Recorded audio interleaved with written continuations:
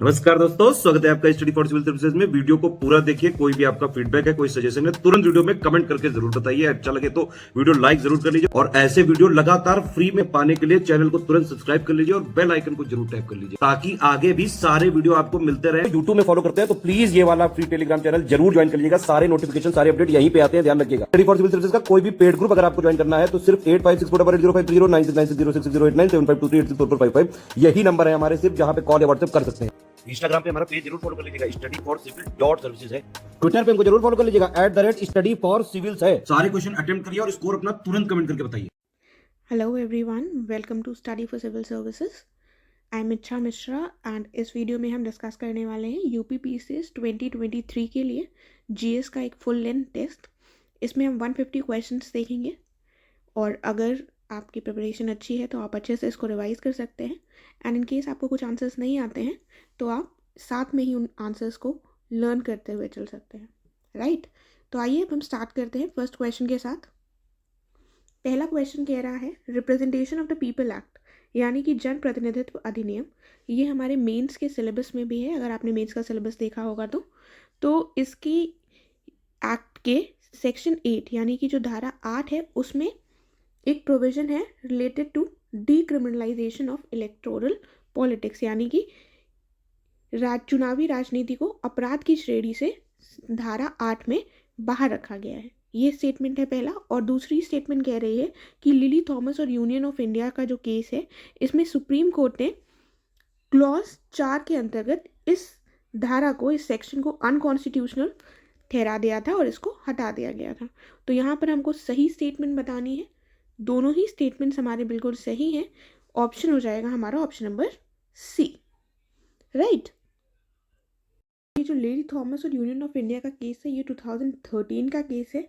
इस पे supreme court ने कहा था कि जो भी एमपीज और एमएलएज हैं जो क्रिमिनल केस के लिए कन्विक्टेड हैं उनको डिसक्वालीफाई कर दिया जाएगा, ठीक है। तो ये याद रखिएगा, लेडी थॉमस केस का संबंध किससे है। हम बढ़ते हैं नेक्स्ट क्वेश्चन की तरफ। नेक्स्ट क्वेश्चन क्या है, इसमें भी दो स्टेटमेंट्स दी गई हैं। पहले में कहा गया है कि जेनेटिक इंजीनियरिंग अप्रेजल कमेटी यानी कि GEAC, ये जो कमेटी है ये फंक्शन करती है ministry of environment, forest and climate change के अंतर्गत। दूसरा स्टेटमेंट क्या दिया हुआ है, कहा गया है it is responsible for appraisal of activities. क्या क्या इन्वॉल्व करती हैं activities, large scale use of hazardous micro organisms और recombinants in research and industrial production from the environmental angle. एक बार इसको हिंदी में भी देख लेते हैं। ये पर्यावरणीय दृष्टिकोण से अनुसंधान और औद्योगिक उत्पादन में जो भी खतरनाक सूक्ष्मजीवी यानी कि माइक्रो ऑर्गेनिजम्स होते हैं और पुनः संयोजकों के बड़े पैमाने में उपयोग से जुड़ी जो भी गतिविधियां हैं उनके मूल्यांकन के लिए ये रिस्पॉन्सिबल होती है। ये दोनों स्टेटमेंट्स हमें दिए हुए हैं। तो यहाँ पर हमारे दोनों ही स्टेटमेंट्स फिर से सही हैं। करेक्ट ऑप्शन क्या हो जाएगा, करेक्ट ऑप्शन हो जाएगा option number C. Then moving to the next question, इसमें हमको बताना है क्या स्टेटमेंट हमारा सही है। पहला कहा गया है कि नवंबर 5 को सेलिब्रेट किया जाता है international day for biosphere reserve के रूप में, और फिर कहा गया है कि ये सेलिब्रेट किया जाएगा 2022 से। 2022 से ये डे स्टार्ट किया जाएगा। तो दूसरा स्टेटमेंट तो हमारा बिल्कुल सही है, लेकिन पहला गलत हो जाएगा क्योंकि नवंबर 5 नहीं, नवंबर 3 को सेलिब्रेट किया जाएगा अंतर्राष्ट्रीय बायोस्फीयर रिजर्व दिवस के रूप में।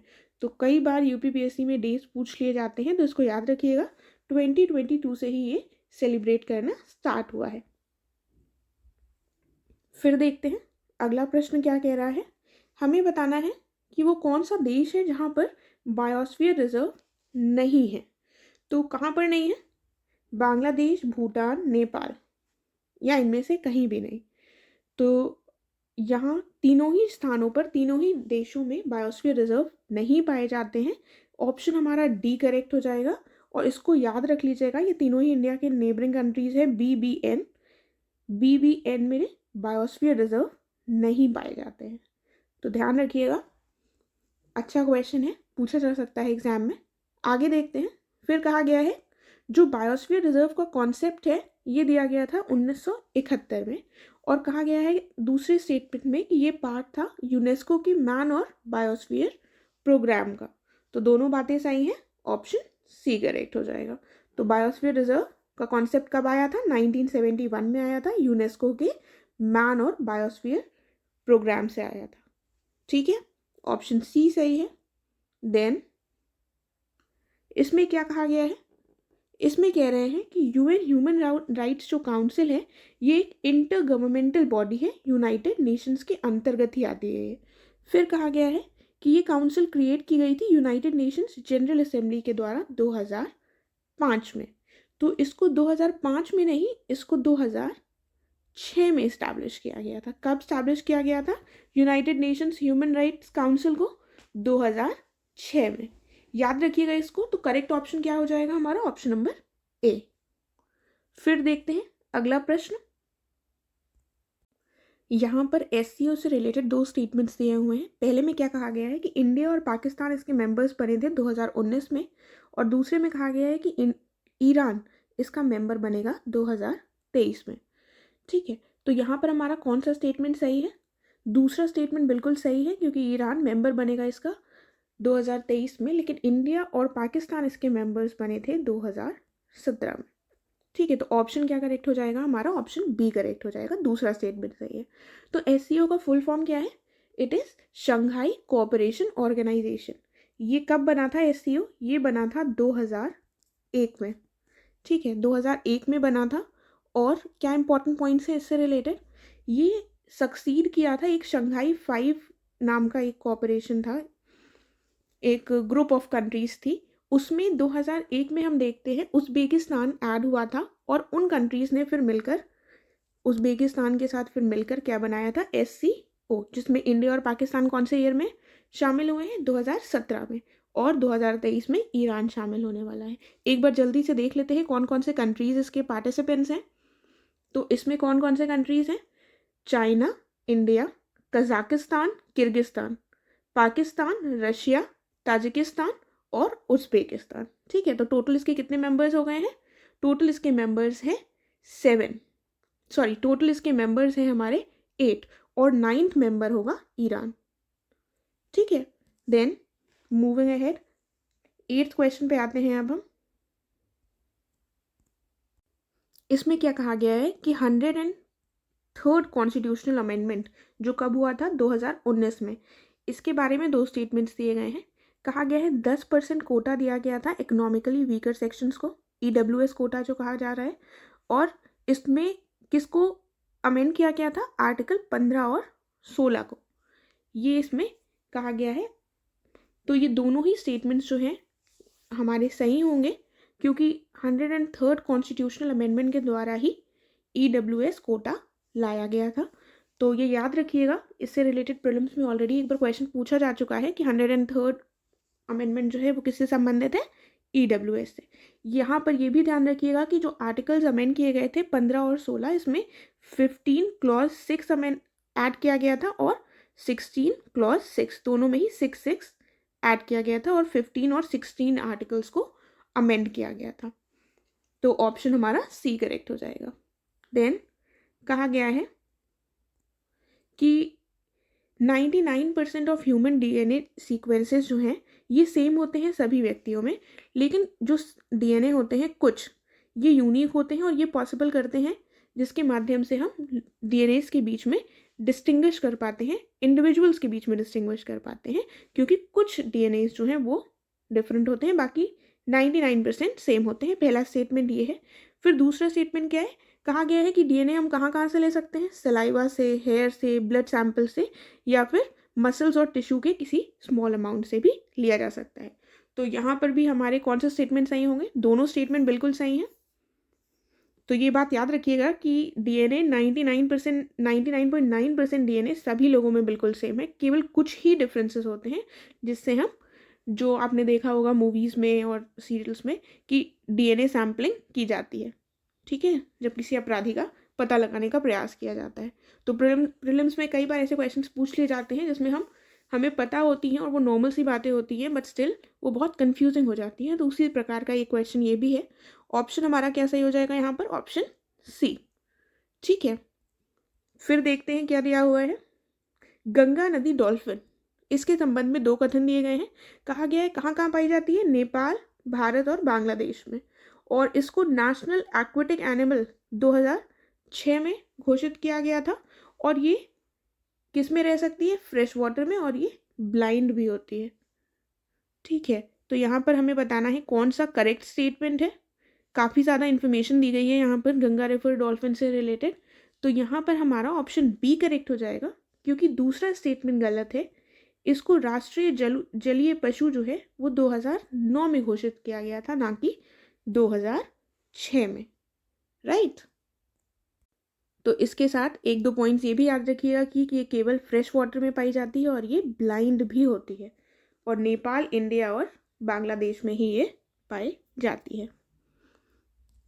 फिर अगले प्रश्न में क्या कहा गया है? फिर से दो स्टेटमेंट्स दिए हुए हैं। कहा गया है आर्टिकल 163(1) जो है, इसके अंतर्गत काउंसिल ऑफ मिनिस्टर्स जो है वो एडवाइस किसको करते हैं? गवर्नर को, उसकी फंक्शनिंग में। और आर्टिकल 163(2) के अंतर्गत गवर्नर जो है वो एक्ट कर सकता है अपनी डिस्क्रिशन के अनुसार in the matters permitted by the constitution. उन मैटर्स पर ही अपने डिस्क्रिशन के हिसाब से कर सकता है, निर्णय ले सकता है जो कॉन्स्टिट्यूशन में प्रोवाइडेड है। तो यहाँ पर हमारा कौन सा स्टेटमेंट सही होगा? इन दोनों में दोनों ही बातें बिल्कुल सही हैं, ऑप्शन सी करेक्ट है। तो ये दोनों ही आर्टिकल्स याद रखिएगा। फिर क्या दिया हुआ है? कहा गया है इंडिया ने लॉन्च किया है नेशनल टीबी एलिमिनेशन प्रोग्राम। और ये कब तक इसने गोल रखा है कि हम टीबी को एलिमिनेट कर देंगे? 2025, 2026, 27 या फिर 2030। तो ये जो हमारा गोल है टीबी को एलिमिनेट करने का, ये कब तक है? 2025 तक। ठीक है, तो टीबी को कब तक एलिमिनेट करना है? 2025 तक। फिर क्या कहा गया है? फिर कहा गया है नंजरायन टैंक ये एक जैव विविधता हॉटस्पॉट है, यानी कि एक बायोडाइवर्सिटी हॉटस्पॉट है, और इसको अनाउंस किया गया है, it has been announce as the 17th bird century. तो अब हमें बताना है 17th बर्ड सेंचुरी इसको अनाउंस कर दिया गया है, ये ध्यान रखिएगा। लेकिन ये कहाँ पर लोकेटेड है? तमिलनाडु में, कर्नाटका में, केरला में या फिर आंध्र प्रदेश में? तो ये हमारा लोकेटेड है तमिलनाडु में। कहाँ पर? तमिलनाडु में। नंजरायन टैंक एक बायोडाइवर्सिटी हॉटस्पॉट है, और ये 17th बर्ड सेंचुरी अनाउंस किया गया है तमिलनाडु में। याद रखिएगा। देन देखिए, जैसे इन केस आपको लगे कि आप ये पॉइंट नहीं याद रख पाएंगे, तो हम एक छोटी सी ट्रिक्स भी फॉलो कर सकते हैं। आप कोई रफ नोटबुक लीजिए या कोई भी नोटबुक जिसमें आप अपने नोट्स बनाते हैं, तो सिंपली उसमें लिखिए नंजरायन बर्ड सेंचुरी, ठीक है, और तमिलनाडु। ऐसे हम शॉर्ट में नोट्स बना सकते हैं। और 17th बर्ड से 17th भी लिख दीजिए, तो आपको पूरा सेंटेंस फ्रेम करने की ज़रूरत नहीं है, शॉर्ट में लिख देंगे। तो ये अगर आप एक दो बार इसको दोबारा देखेंगे तो डेफिनेटली ये पॉइंट्स आप कभी नहीं भूलने वाले हैं। और क्वेश्चन पेपर में हमको सिर्फ टिक करना होता है, तो डेफिनेटली आपको ये याद रहेगा। फिर हम देख लेते हैं अगला क्वेश्चन। इसमें क्या कहा गया है? Indian regional navigation satellite system यानी कि IRNSS, इसके बारे में कहा गया है कि इसको डेवलप किया गया है इसरो के द्वारा, और इसकी कॉमर्शियल विंग है एंट्रिक्स, इन दोनों के द्वारा इसको डेवलप किया गया है। फिर कहा गया है कि इसके अंतर्गत 8 सैटेलाइट्स हैं, और ये लोकेट कितनी दूरी पर है? 36,000 किलोमीटर की दूरी पर ये लोकेटेड है। और करंटली कितनी सैटेलाइट्स भेजी जा चुकी है? एक्टिव हैं एक्चुअली। कितनी सैटेलाइट्स एक्टिव हैं? 7। तो ये तीनों स्टेटमेंट्स हमारे यहाँ पर सही होंगे। ऑप्शन हो जाएगा ऑप्शन नंबर डी। याद रखिएगा IRNSS से संबंधित ये 3 स्टेटमेंट्स। फिर क्या कहा गया है? अगले प्रश्न में कहा गया है कि social background of Indian nationalism ये किसके द्वारा लिखी गई थी? तो ये हमारे सामने 4 ऑप्शंस हैं। किसके द्वारा लिखी गई थी? AR देसाई के द्वारा। तो social background of Indian nationalism किसने लिखा? AR देसाई ने। ऐसे अगर आप एक दो बार रिपीट कर लेते हैं तब भी आपको याद करने में मदद मिलेगी। देन मूविंग अहेड, इसमें क्या कहा गया है? एल्मीडाज विजन क्या था कि पोर्टुगीज जो है वो मास्टर किसके बन जाए? इंडियन ओशियन के मास्टर बन जाए पोर्टुगीज। इनकी जो पॉलिसी थी उसको ब्लू वाटर पॉलिसी कहा जाता है, यानी कि कार्टेज सिस्टम। तो ये दोनों स्टेटमेंट्स हमारे बिल्कुल सही हैं, ऑप्शन सी करेक्ट हो जाएगा। यहाँ पर ये जो कार्टेज सिस्टम या फिर ब्लू वाटर पॉलिसी दी गई है, ये क्या है ये भी सुन लीजिए। ये बेसिकली एक लाइसेंस दिया जाता था, नेवल ट्रेड लाइसेंस था, कि आप इंडियन ओशियन से ट्रेड करेंगे तो आपको इनसे लाइसेंस लेना पड़ेगा। तो ये पॉलिसी इन्होंने शुरू की थी, ठीक है। तो इसी को कार्टेज सिस्टम कहा गया। फिर अगले प्रश्न में क्या कहा गया है? 1608 में कैप्टन विलियम हॉकिंस जो थे, इन्होंने हेक्टर नामक जो इनकी शिप थी, इससे ये सूरत पहुंचे थे और ये अपने साथ एक लेटर लेकर आए थे जेम्स वन का, जो उस समय किंग ऑफ इंग्लैंड थे। इस समय पर किंग ऑफ इंग्लैंड कौन है? कमेंट करके बताइएगा। बहुत ही सिंपल आंसर है इसका। अगर आप थोड़े से न्यूज़ से अवेयर रहते हैं तो आपको पता होगा इसका आंसर। बताइएगा किंग ऑफ इंग्लैंड इस समय कौन है। एंड तो ये कौन से उस समय मुगल कोर्ट के रूलर थे जब ये लेकर आए थे? अगर आपने प्रीवियस ईयर के क्वेश्चंस देखे होंगे तो एक बार क्वेश्चन पूछा जा चुका है कि जहांगीर ने किसको कैप्टन की उपाधि दी थी, तो उसमें हमारा आंसर था विलियम हॉकिंस को। तो यहाँ पर कौन आंसर हो जाएंगे हमारे? जहांगीर हो जाएंगे। ये 1608 के समय पर जहांगीर मुगल बादशाह थे और 1608 में कैप्टन विलियम हॉकिंस हेक्टर नामक शिप से। यहाँ पर भी एक हमें पॉइंट पता चल रहा है जो एग्जाम में पूछा जा सकता है। और ये कहाँ पहुँचे थे? ये पहुँचे थे सूरत, और ये लेटर लेकर आए थे जेम्स वन थे उस समय पर किंग ऑफ इंग्लैंड उनसे। ठीक है, तो ये क्वेश्चन में भी काफ़ी सारे पॉइंट्स हैं, इनको ध्यान से देखिएगा, इससे भी क्वेश्चन बन सकता है। ऑप्शन हमारा यहाँ पर ए करेक्ट हो जाएगा। फिर क्या कहा गया है? कहा गया है इंग्लिश कंपनी की जो पोजीशन थी वो इम्प्रूव हो गई थी गोल्डन फरमान के माध्यम से, जिसको किसके द्वारा इशू किया गया था? गोलकोंडा के सुल्तान थे, उन्होंने इशू किया था। और वो किस वर्ष में इशू किया गया था ये बताना है हमको। तो इसको इशू किया गया था 1632 में। ऑप्शन ए करेक्ट होगा यहाँ पर भी। आगे क्या कहा गया है? रिवोल्ट ऑफ मोआमारियाज जो 1769 में हुआ था, ये किससे संबंधित है? असम से, तेलंगाना से, केरला से या फिर सिंध से? तो यहाँ क्या करेक्ट आंसर होगा? यहाँ पर करेक्ट आंसर हो जाएगा हमारा असम, ऑप्शन ए। तो ये असम में हुआ था और मोमारियाज जो थे ये वहाँ की एक ट्राइब थी और ये अहोम किंगडम के बीच में ये रिबेलियन हुआ था। ये लगभग 36 साल चला था 18th सेंचुरी में। आपको पता चल गया है 1769 में ये रिवोल्ट बेसिकली हुआ था और टाइम पीरियड इसका 36 साल तक बताया जाता है। ठीक है, तो असम से संबंधित है, ऑप्शन ए करेक्ट है, याद रखिएगा। देन क्या कहा गया है? परला की मेडी आउटब्रेक जो है ये 1813 से 14 के बीच में हुआ। ये कहाँ पर हुआ है? बंगाल, तेलंगाना या फिर ओडिशा? तो यहाँ पर हमारा करेक्ट आंसर हो जाएगा ऑप्शन नंबर सी, ओडिशा से संबंधित है। ठीक है, तो कुछ चीज़ें थोड़ा सा अगर आपको ये नहीं भी पता है तो थोड़ा सा रटने का प्रयास कीजिएगा। हर चीज़ अगर हम हर क्वेश्चन को डिस्कस करेंगे, हर क्वेश्चन के डिटेल में जाएंगे, जो इंपॉर्टेंट है उसके डिटेल में हम ज़रूर जाएंगे। लेकिन ऐसे क्वेश्चंस अगर आपने देखे हैं तो पेपर में आपको मैच द फॉलोइंग या फिर किस जगह से संबंधित है वही पूछा जाएगा। तो इन सबको आप लर्न करते हुए एक बार चलिए। ठीक है, तो इसके डिटेल में हम नहीं जाएंगे, नेक्स्ट क्वेश्चन की तरफ बढ़ते हैं। क्या कहा गया है? इसमें कहा गया है कि किसने ये स्टेटमेंट कही थी कि द मॉन्टफोर्ट रिफॉर्म्स जो थी were only a method of further draining India of a wealth end of prolonging her servitude. Hindi में देख लेते हैं। जो मॉन्टफोर्ट रिफॉर्म्स थी ये केवल भारत को अपनी संपत्ति निस्तारण और अपनी दास्ता को अधिक लंबा करने का एक तरीका था। ये बात किसने कही थी? तो यहाँ पर हमारे सामने ऑप्शंस दिए हुए हैं। पहला ऑप्शन क्या है? एम.के. गांधी। दूसरा ऑप्शन क्या है? रविंद्रनाथ टैगोर, फिर लाला लाजपत राय या फिर बीजी तिलक। तो इसको किसने कहा था? ये स्टेटमेंट दिया गया था एम.के. गांधी के द्वारा। और मॉन्टफोर्ट रिफॉर्म्स यानी कि मॉन्टेस्क्यू चेम्सफोर्ड रिफॉर्म्स की किस ईयर में लाई गई थी? 1919 में लाई गई थी। ठीक है, देन फिर क्या कहा गया है? चंपारण सत्याग्रह से जो नेता जुड़े थे उनको हमें यहाँ पर बताना है कौन कौन से थे। पहले बताए गए हैं ब्रजकिशोर प्रसाद, फिर अनुग्रह नारायण सिन्हा, रामनवमी प्रसाद और शंभू शरण वर्मा। देखिए, आप क्वेश्चंस देख रहे होंगे तो आपको समझ आएगा कि ऐसे ही क्वेश्चंस पूछे जाते हैं एग्जाम में, तो इन क्वेश्चंस को काफ़ी ध्यान से कीजिएगा। इन चारों लोगों का ही संबंध किससे था? चंपारण सत्याग्रह से। ठीक है, तो एक बार फिर से इनके नाम दोहरा लीजिए ताकि आपको याद रहे। ब्रजकिशोर प्रसाद, देन अनुग्रह नारायण सिन्हा एंड रामनवमी प्रसाद और फिर शंभू नारायण वर्मा। तो ऑप्शन डी करेक्ट है। फिर देखते हैं इसमें क्या कहा गया है कि इनमें से कौन लोग थे जो रॉलेट एक्ट के खिलाफ जिन लोगों ने प्रोटेस्ट किया था? मोहम्मद अली जिन्ना, मदन मोहन मालवीय या फिर मजहर उल हक। तो किसने प्रोटेस्ट किया था? इन तीनों लोगों ने ही प्रोटेस्ट किया था, ऑप्शन डी हो जाएगा। रॉलेट एक्ट कब आया था? रॉलेट एक्ट आया था 1919 में और इसको काला कानून भी कहा गया था क्योंकि बिना ही किसी को वारंट दिखाए, किसी की बिना ही कोर्ट के परमिशन के आप किसी को भी गिरफ्तार कर सकते थे इस एक्ट के तहत, तभी इसको काला कानून भी कहा जाता है। देन ऑप्शन हमारे यहाँ पर डी करेक्ट हो गया है। आगे देखते हैं क्या कहा गया है।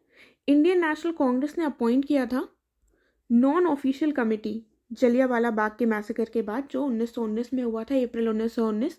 उसके बाद इन्होंने एक कमेटी अपॉइंट की थी इंडियन नेशनल कांग्रेस ने। तो उस कमेटी के सदस्य कौन कौन थे ये हमको बताना है। मोतीलाल नेहरू, CR दास, अब्बास तैयब जी, MR जयकर, गांधी और तिलक। तो करेक्ट आंसर क्या हो जाएगा हमारा? ऑप्शन ए करेक्ट होगा, क्योंकि तिलक इस कमेटी के हिस्सा नहीं थे।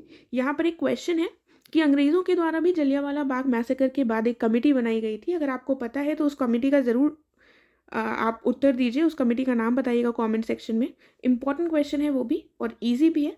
अगर आपको नहीं पता है तो इसका जवाब ढूंढने का प्रयास कीजिएगा, और जिसको पता है वो ज़रूर प्लीज़ कमेंट कर बताइएगा।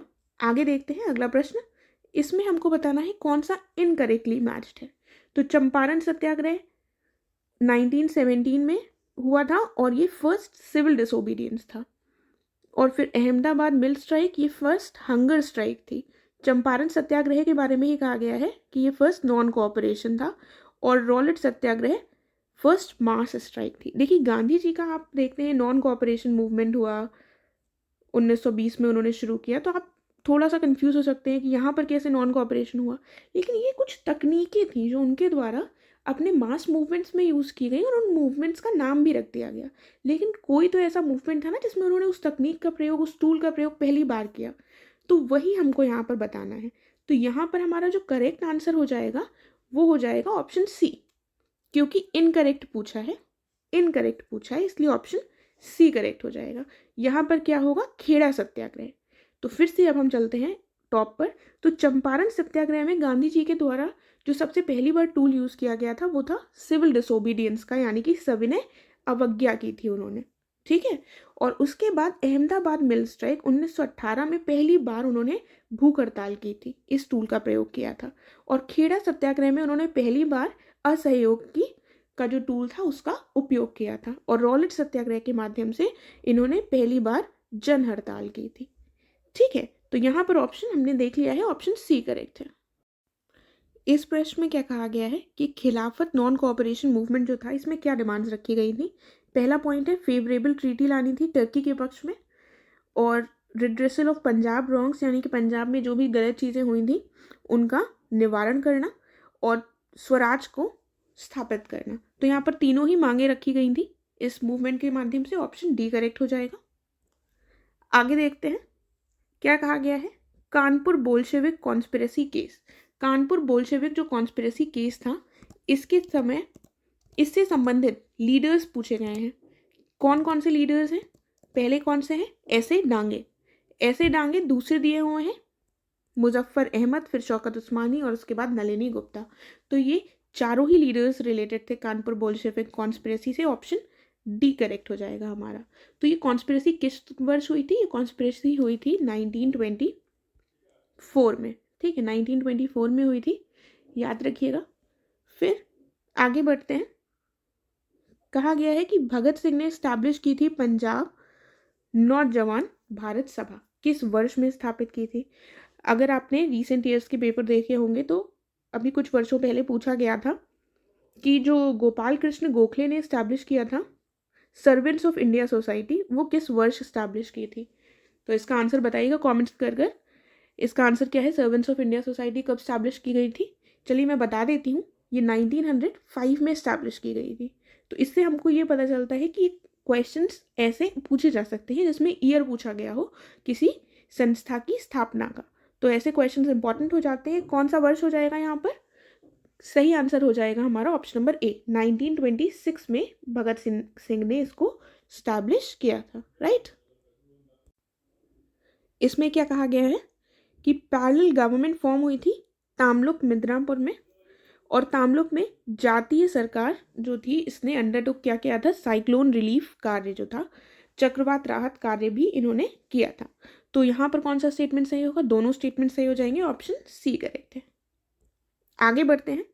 फिर कहा गया है कि 30 दिसंबर 1943 को सुभाष चंद्र बोस ने सजेस्ट किया था कि अंडमान और निकोबार जो आइलैंड्स हैं इनको रीनेम करा जाए शहीद और स्वराज द्वीप के रूप में, ठीक है।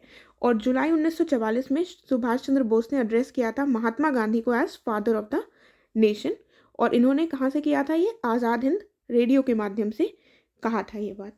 तो यहाँ पर दोनों ही स्टेटमेंट्स फिर से सही हैं। इनको फिर से देख लीजिएगा डेट्स के साथ कि दिसंबर 30, 1943 को क्या हुआ था? अंडमान और निकोबार जो आइलैंड्स थे इनको रीनेम करने की बात की गई थी शहीद और स्वराज द्वीप के नाम में।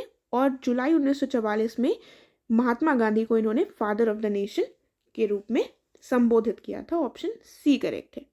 देन कैबिनेट मिशन भारत कब पहुंचा था, यानी कि दिल्ली कब पहुंचा था, इसकी हमें तिथि बतानी है। देखिए आपको पता होगा, ईयर तो शायद आप बता लेंगे, लेकिन यहाँ पर हमसे डेट पूछी गई है तो आप कंफ्यूज हो सकते हैं कौन सी डेट होगी। तो वो डेट है मार्च 24, 1946। 1946 शायद आपको पता हो, लेकिन क्वेश्चन को टफ करने के लिए हमसे डेट पूछी जा सकती है कई बार। तो मार्च 24 को पहुंचा था, याद रखिएगा, ऑप्शन ए करेक्ट होगा। फिर अगले प्रश्न में आते हैं। इसमें कहा गया है कि पंजाब हिंदू सभा किसके द्वारा फाउंड की गई थी? UN मुखर्जी, लालचंद। तो इन दोनों लोगों के द्वारा ही ये इसको इस्टेब्लिश किया गया था। ऑप्शन हमारा सी सही हो जाएगा। फिर आगे बढ़ते हैं। इसमें कहा गया है कि मार्च 24, 1940 को पाकिस्तान रेजोल्यूशन पास किया गया था मुस्लिम लीग के द्वारा। अब बताना है हमको कि वो कौन सा सेशन था, वो सेशन किस जगह पर हुआ था, बॉम्बे, कराची, इलाहाबाद या लाहौर।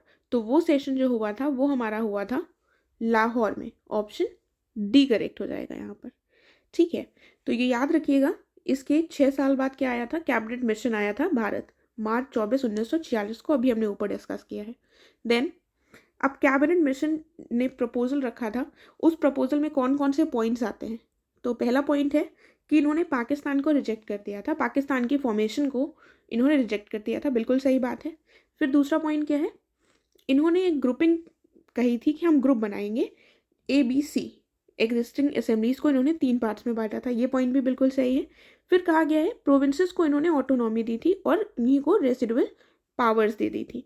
तो यहाँ पर ये तीनों ही बिल्कुल सही हैं, ऑप्शन डी करेक्ट हो जाएगा हमारा, ठीक है। तो ये तीनों बातें बिल्कुल सही हैं। कैबिनेट मिशन वो आखिरी प्रयास था जिसके माध्यम से एक नए देश पाकिस्तान जो है हमारे सामने, उसके निर्माण की बात को खारिज कर दिया गया था और एक प्रयास किया गया था कि शायद एक यूनाइटेड इंडिया ही बन सके और यूनाइटेड इंडिया ही इंडिपेंडेंट हो सके, ना कि उसका 2 पार्ट में डिवीजन हो। लेकिन ये आखिरी प्रयास सफल नहीं हो सका था, ये वाला जो प्रपोजल था वो नहीं हो पाया था। और इन्होंने ABC 3 पार्ट्स में करा था। बेसिकली उस समय पर आप ये समझ लीजिए कि कुछ इस तरह से इंडिया का मैप था, ठीक है, रफ मैप अगर आप मान लीजिए। तो ये वाला पार्ट एक ग्रुपिंग थी, एक ग्रुपिंग ये थी और बाकी ये वाला एक ग्रुप था।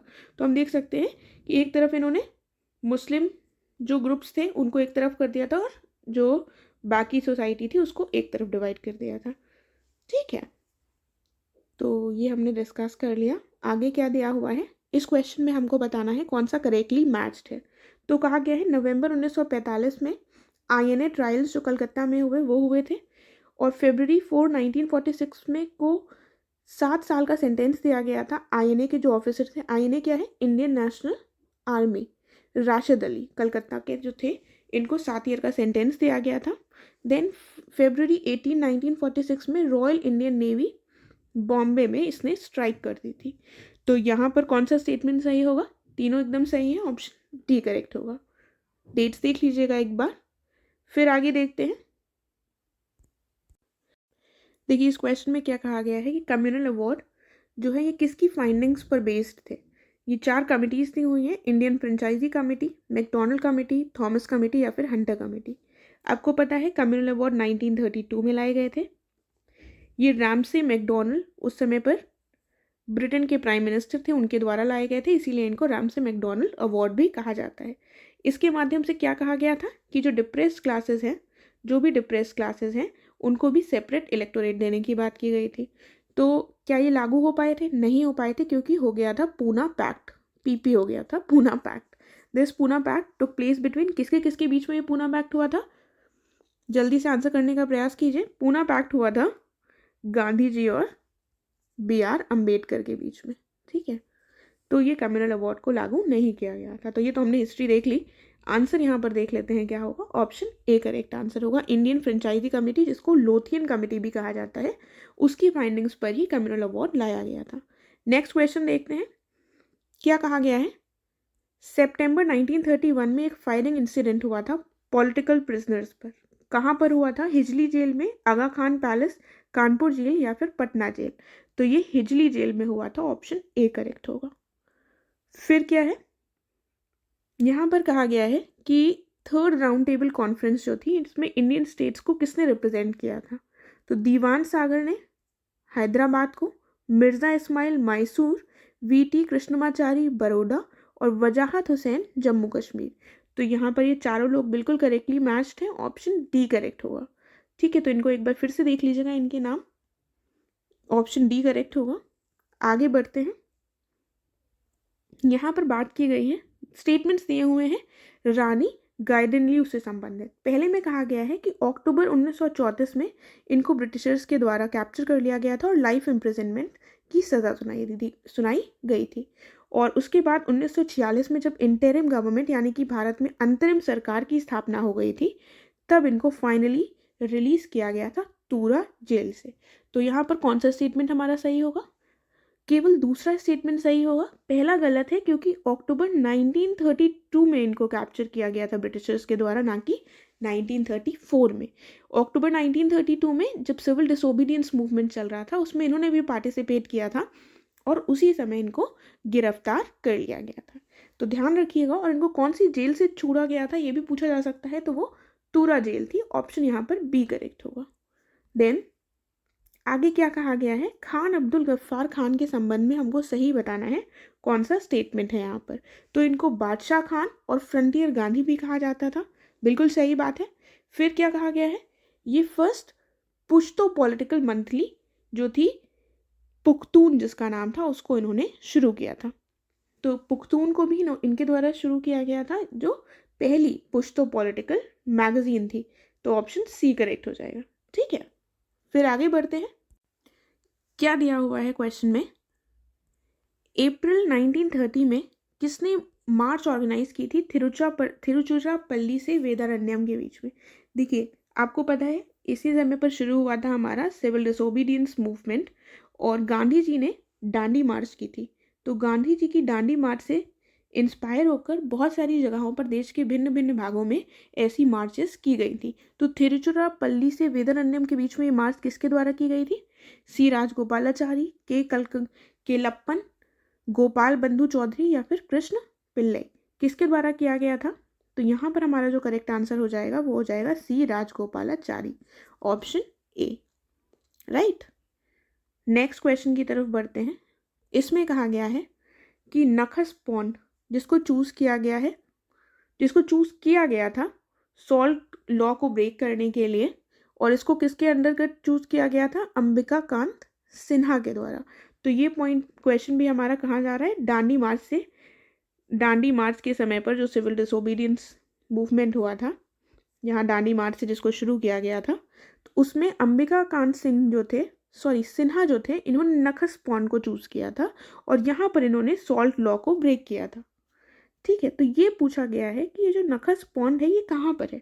गया में, कानपुर में, पटना में या फिर इलाहाबाद में? तो करेक्ट आंसर क्या होगा हमारा? ये जो नखस पॉन्ड है ये है हमारा ऑप्शन नंबर सी, पटना में। पटना में है, ऑप्शन सी करेक्ट होगा। यहाँ पर आपको ये भी पता चल गया है कि नखस पॉन्ड में सॉल्ट लॉ किसने ब्रेक किया था? अंबिका कांत सिन्हा ने। ठीक है, तो ऐसे क्वेश्चन से भी पॉइंट निकलते हैं, ध्यान देते हुए चलिएगा। आगे बढ़ते हैं। फिर क्वेश्चन है कि दिल्ली मैनिफेस्टो को कब सामने लाया रखा गया था? तो ऑप्शन है हमारे सामने ये। क्या करेक्ट आंसर हो जाएगा? करेक्ट आंसर हो जाएगा ऑप्शन ए, नवंबर 2, 1929 को दिल्ली मैनिफेस्टो को सामने रखा गया था। ठीक है, ऑप्शन ए करेक्ट होगा। देन इसमें हमको बताना है कौन सा करेक्टली मैच्ड है। तो ये गीत गोविंद जयदेव, फतवाए जहांदारी, बरनी, पद्मावत, मालिक, मोहम्मद जायसी। तो ये बेसिकली बुक्स दी हुई हैं, हमको बतानी है कौन सी करेक्टली मैच्ड है। तो जो करेक्टली मैच्ड हैं वो हैं ये तीनों ही। ऑप्शन हमारा डी करेक्ट हो जाएगा। ठीक है, ऑप्शन डी करेक्ट है। आगे बढ़ते हैं 45th। इसमें कहा गया है कि दाग और चेहरा जो सिस्टम है मिलिट्री रिफॉर्म्स लाई गई थी दाग और चेहरा प्रथा की, ये कौन से रूलर के द्वारा लाई गई थी? बलबन, अलाउद्दीन खिलजी, मोहम्मद बिन तुगलक या फिर फिरोज शाह तुगलक? तो ये दाग और चेहरा प्रथा लाई गई थी अलाउद्दीन खिलजी के समय पर। ऑप्शन हमारा करेक्ट हो जाएगा ऑप्शन नंबर बी। आगे बढ़ते हैं। कहा गया है सिजदा और पायबॉस की जो प्रथा थी ये किसके समय पर शुरू की गई थी? सेम ऑप्शन है हमारे सामने, लेकिन यहाँ पर जो करेक्ट आंसर होगा वो होगा ऑप्शन बी। बलबन के द्वारा सिजदा और पायबॉस की प्रथा को प्रारंभ किया गया था, याद रखिएगा। आगे बढ़ते हैं। देखिए तो 45th में हमने देख लिया अलाउद्दीन खिलजी आंसर था और 46th में बलबन आंसर था। फिर 47th क्वेश्चन की तरफ आते हैं। इसमें कहा गया है कुतुबुद्दीन ऐबक के संबंध में कौन सा स्टेटमेंट सही है? इन्होंने लाहौर को अपनी राजधानी बनाया, बिल्कुल सही बात है, और इनको लाख बख्श भी कहा जाता है, तो ये भी बिल्कुल सही है। ऑप्शन हमारा सी हो जाएगा। ठीक है, तो कुतुबुद्दीन से संबंधित दो बातें हैं, लाहौर और लाख बख्श, दोनों एल से हैं। कुछ ऐसे ट्रिक बनाकर याद कर सकते हैं। ठीक है, आगे बढ़ते हैं नेक्स्ट क्वेश्चन की तरफ। इसमें कहा गया है कि नियोलिथिक साइट्स इंडिया में कौन कौन सी हैं, यानी कि नवपाषाण स्थल? मेहरगढ़, बुर्जहोम, गुफ करार और चिरान। तो ये चारों ही साइट्स जो हैं ये नवपाषाण स्थल है। ऑप्शन डी करेक्ट हो जाएगा यहाँ पर। फिर अगले प्रश्न को देखते हैं, करेक्ट स्टेटमेंट बतानी है। कहा गया है जो विनय त्रिपिटक है ये कंटेन करता है रूल्स फॉर मंक्स, यानी कि भिक्षुओं के से संबंधित जो नियम है वो इसमें बताए गए हैं। और सुत्त जो त्रिपिटक है इसमें धर्म और टीचिंग्स बताई गई हैं बुद्ध की। और अभिधम्म त्रिपिटक जो है इसमें कमेंट्रीज बताई गई हैं धर्म के ऊपर। तो यहाँ पर भी हमारे तीनों स्टेटमेंट सही हैं, ऑप्शन डी करेक्ट हो जाएगा। आगे बढ़ते हैं। कहा गया है औरंगजेब ने री इम्पोज कब किया था जजिया को? जजिया कर जो था इसको री इम्पोज कब किया गया था? देखिए ऑप्शन ऐसे दिए हुए हैं, काफ़ी कंफ्यूजिंग है। करेक्ट आंसर है यहाँ पर हमारा ऑप्शन ए, 1679 में औरंगजेब के द्वारा इसको री इम्पोज किया गया था। देखिए इस क्वेश्चन में क्या कह रहे हैं कि सुप्रीम कोर्ट ने कौन से केस में कहा था कि जो भारतीय संविधान है इंडियन कॉन्स्टिट्यूशन इसकी स्थापना फंडामेंटल राइट्स और डीपीएसपी फंडामेंटल राइट्स और डीपीएसपी के बीच संतुलन के आधार पर की गई है। ऐसा कौन से केस में कहा गया था? ये केसेस दिए हुए हैं, Gorakhnath case, Kesavananda Bharati case, Minerva mills, या इनमें से कोई भी नहीं। तो इजी आंसर है, शायद आपको इसका आंसर पता हो, इन केस नहीं भी पता है तो भी देख लीजिए। आंसर हो जाएगा हमारा option number C, Minerva mills case में ऐसा कहा गया था। ठीक है, अगला प्रश्न है, हमको सही स्टेटमेंट बताना है। पहले में कहा गया है कि आर्टिकल 48A जो है ये डील करता है पर्यावरण के संरक्षण और सुधार से, और आर्टिकल 39A क्या करता है? ये करता है समान न्याय और स्वतंत्र न्याय प्रदान करने की बात करता है, जो कर्तव्य किसका है? राज्य का। तो यहाँ पर भी ये दोनों स्टेटमेंट्स हमारे सही होंगे, ऑप्शन सी करेक्ट हो जाएगा। ये आर्टिकल्स थोड़ा ध्यान देते हुए चलिएगा। फिर अगले प्रश्न को देखते हैं। यहाँ पर कहा गया है कि 86th कॉन्स्टिट्यूशनल अमेंडमेंट 2002 में जो लाया गया था इसके माध्यम से आर्टिकल 21A को इंसर्ट किया गया, और 97th कॉन्स्टिट्यूशनल अमेंडमेंट जो 2011 में लाया गया था इसके माध्यम से आर्टिकल 43B को इंसर्ट किया गया। तो यहाँ पर भी हमारे दोनों स्टेटमेंट सही हैं, ऑप्शन सी करेक्ट हो जाएगा। देखिए ऐसा नहीं है कि अगर हमारा आंसर सी हो रहा है तो आप क्वेश्चंस को ध्यान से ना पढ़ें। आपके लिए इम्पॉर्टेंट है कि क्वेश्चन में जो भी बताए गए हैं पॉइंट्स वो आपको ध्यान से याद रहने चाहिए, तो ध्यान से देखते हुए चलिएगा। आगे देखते हैं, यहाँ पर जो ट्रिब्यूनल्स होते हैं न्यायाधिकरण उनके संबंध में स्टेटमेंट्स दिए हुए हैं। पहले में कहा गया है कि आर्टिकल 323A के तहत इसको पार्लियामेंट द्वारा इस्टेब्लिश किया जा सकता है, और आर्टिकल 323B के तहत इसको पार्लियामेंट और स्टेट लेजिस्लेचर दोनों के द्वारा ही इस्टेब्लिश किया जा सकता है। तो ये दोनों ही आर्टिकल्स इम्पॉर्टेंट है, याद रखिएगा, ऑप्शन सी करेक्ट हो जाएगा। ठीक है, यहाँ पर ऑप्शन सी करेक्ट है। फिर आगे बढ़ते हैं। देखिए इसमें क्या कहा गया है कि यदि जो लेजिस्लेटिव काउंसिल है वो लेजिस्लेटिव असेंबली को बिल रिटर्न नहीं करती है तो कितने दिनों के भीतर मान लिया जाएगा कि ये दोनों हाउसेस के द्वारा पारित कर दी गई है, बिल को पारित कर दिया गया है? 14 दिन, 40 दिन, 1 महीना या फिर 3 महीना? तो ऑप्शन ए करेक्ट हो जाएगा, 14 दिन के भीतर यदि लेजिस्लेटिव काउंसिल बिल रिटर्न नहीं करेगी लेजिस्लेटिव असेंबली को तो ऐसा मान लिया जाएगा कि दोनों हाउसेस के द्वारा बिल पास हो गया है। आगे बढ़ते हैं, अगला क्वेश्चन ऑर्डिनरी बिल के संबंध में प्रश्न है। इसमें कहा गया है जब एक ऑर्डिनरी बिल प्रेजेंट किया जाता है गवर्नर को तो वो क्या कर सकते हैं, अपनी सहमति दे सकते हैं, अपनी सहमति वापस ले सकते हैं। विधेयक के संबंध में वो क्या कर सकते हैं, वो राष्ट्रपति की सहमति के लिए उसको सुरक्षित रख सकते हैं, रिटर्न कर सकते हैं, वापस कर सकते हैं बिल को रिकंसिडरेशन के लिए, पुनर्विचार के लिए। तो कौन सा स्टेटमेंट सही होगा, ये चारों ही ऑप्शन रहते हैं गवर्नर के पास, तो ऑप्शन डी करेक्ट हो जाएगा। ठीक है, देन फिर क्या कहा गया है, 1866 में 4th हाई कोर्ट बनाया गया था देश में। ये कहाँ पर बनाया गया था, इलाहाबाद, बॉम्बे, बंगाल या फिर मद्रास। तो यहाँ पर करेक्ट आंसर हो जाएगा ऑप्शन नंबर ए करेक्ट हो जाएगा, यानी कि इलाहाबाद करेक्ट होगा और ये यहाँ पर 4था हाई कोर्ट बनाया गया था। ठीक है, देन इस क्वेश्चन में कहा गया है कि जो जज होते हैं हाई कोर्ट के, इनको किसके द्वारा अपॉइंट किया जाता है। देखिए अपॉइंटमेंट्स वगैरह हमें काफ़ी आसान लगती हैं, लेकिन जब क्वेश्चन में ऐसा पर्टिकुलर पूछ लिया जाता है तो थोड़ा कन्फ्यूजन हो जाता है, इसलिए ध्यान देते हुए चलेगा। हाई कोर्ट के जज की बात की जा रही है, कौन अपॉइंट करेगा, प्रेसिडेंट करेंगे, गवर्नर करेंगे, chief justice of high court या फिर चीफ जस्टिस ऑफ इंडिया, कौन अपॉइंट करता है, तो प्रेसिडेंट के द्वारा अपॉइंट किया जाता है जजेस ऑफ हाई कोर्ट को, ये ध्यान रखिएगा। आगे अगला प्रश्न देखते हैं, इसमें क्या कहा गया है, वो कौन सा कॉन्स्टिट्यूशनल अमेंडमेंट एक्ट था जिसके माध्यम से नेशनल जुडिशियल अपॉइंटमेंट्स कमीशन स्थापित किया गया था, बनाया गया था, लेकिन बाद में आपको पता है इसको खारिज भी कर दिया गया था और इसको गैर संवैधानिक ठहरा दिया गया था सुप्रीम कोर्ट के द्वारा। तो वो कौन सा कॉन्स्टिट्यूशनल अमेंडमेंट एक्ट था जिसके माध्यम से इसको स्टैब्लिश किया गया था, 99th, 98th, 2014 में था या 2015 में था।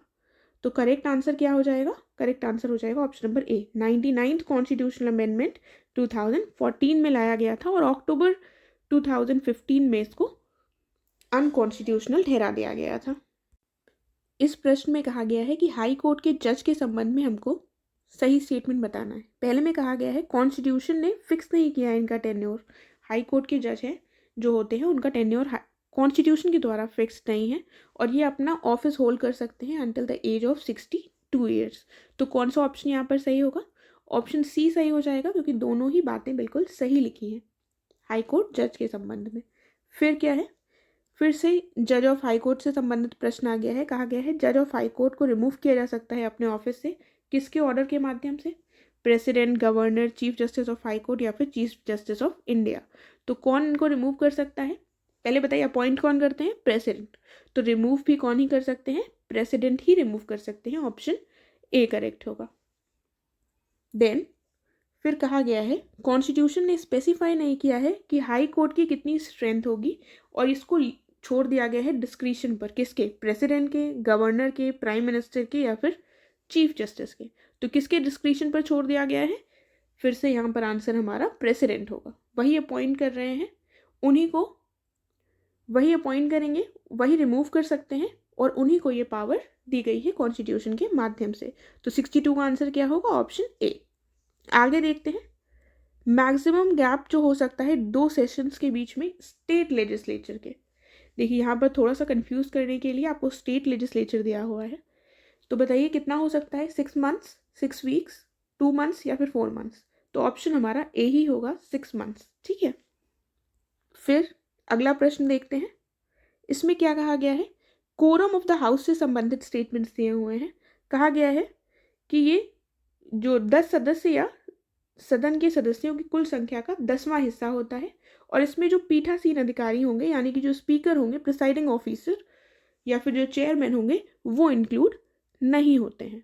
तो क्या करेक्ट हो जाएगा, तो यहाँ पर हमारा करेक्ट हो जाएगा ऑप्शन नंबर ए, क्योंकि इसमें प्रिसाइडिंग ऑफिसर को इंक्लूड किया जाता है।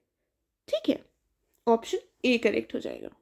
देन इसमें हमको बताना है कि जब लोकसभा डिसॉल्व होती है तो कौन सा स्टेटमेंट सही होगा।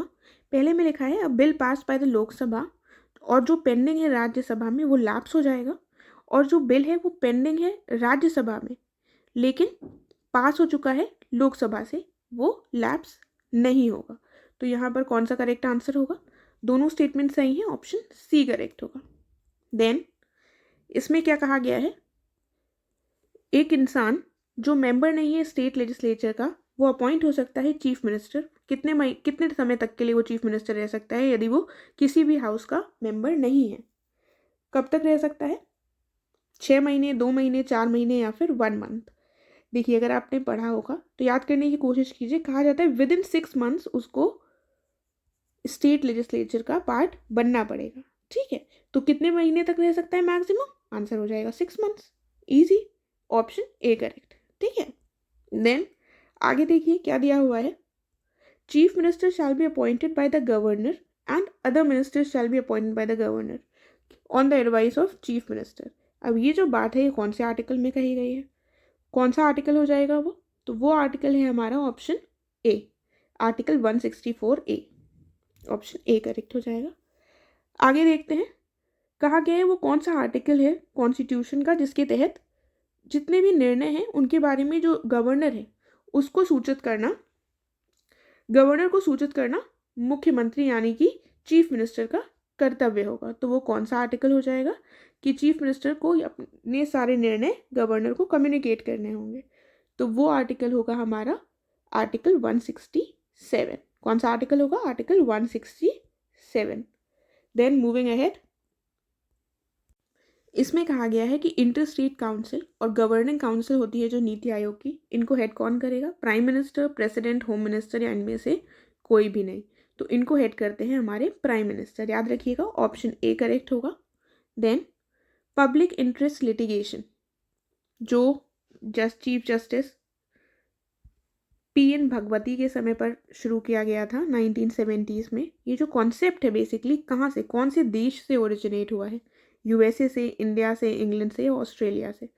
तो इसको ओरिजिनेट किया गया था, सबसे पहले इसका ओरिजिनेशन हम देखते हैं अमेरिका में। ऑप्शन ए करेक्ट हो जाएगा, राइट।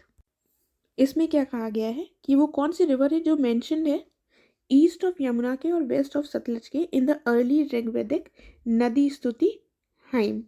तो वो कौन सी रिवर हो जाएगी? चेनाब, बीस, झेलम या फिर सरस्वती। तो करेक्ट आंसर हो जाएगा यहाँ पर हमारा ऑप्शन नंबर डी, यानी कि सरस्वती मेंशन्ड है जो ईस्ट ऑफ यमुना में है और वेस्ट ऑफ सतलज में लोकेटेड है। ठीक है, then moving to the next question, कहा गया है वो कौन सा ऑर्गेनाइजेशन है जो 1999 में इस्टेब्लिश हुआ था after east Asian financial crisis? तो वो कौन सा इंस्टीट्यूशन है? G20, G7, ब्रिक्स या इनमें से कोई भी नहीं? तो वो इंस्टीट्यूशन है हमारा G20 जिसको इस समय कौन हेड कर रहा है? किसके पास है इसकी प्रेसिडेंसी? इंडिया के पास है। ठीक है, देखिए अभी हमने देख लिया कि G20 की प्रेसिडेंसी कौन कर रहा है? इंडिया कर रहा है। तो इस क्वेश्चन में क्या पूछा गया है कि जो G20 की प्रेसिडेंसी कर रहा है इंडिया, इस समय पर एक ये नया ग्रुप ऐड करेगा। तो वो कौन सा ग्रुप होगा? स्टार्टअप 20, सिविल 20, लेबर 20 या फिर साइंस 20? तो इसका करेक्ट आंसर हो जाएगा ऑप्शन नंबर ए, स्टार्टअप 20 जो ग्रुप है इसको इंडिया के द्वारा बनाया जा रहा है। बाकी ये जो ग्रुप्स हैं ये ऑलरेडी निर्मित हैं और ये G20 के अंतर्गत कार्य करते हैं, राइट। फिर देखते हैं अगला प्रश्न क्या है। अगले प्रश्न में क्या कहा गया है? Which is a trans boundary river between India और नेपाल, और ये ओरिजिनेट कहाँ होती है? काला पानी में, जो कि ट्रांस हिमालयन रीजन में स्थित है, राइट। तो देखते हैं इसका क्या आंसर होगा। ऑप्शंस हमारे सामने क्या क्या है? महाकाली, गंडक, घाघरा या राप्ती। तो करेक्ट आंसर इसका क्या हो जाएगा? इसका करेक्ट आंसर है ऑप्शन नंबर ए, यानी कि महाकाली, राइट। देन आगे बढ़ते हैं अगले प्रश्न की तरफ।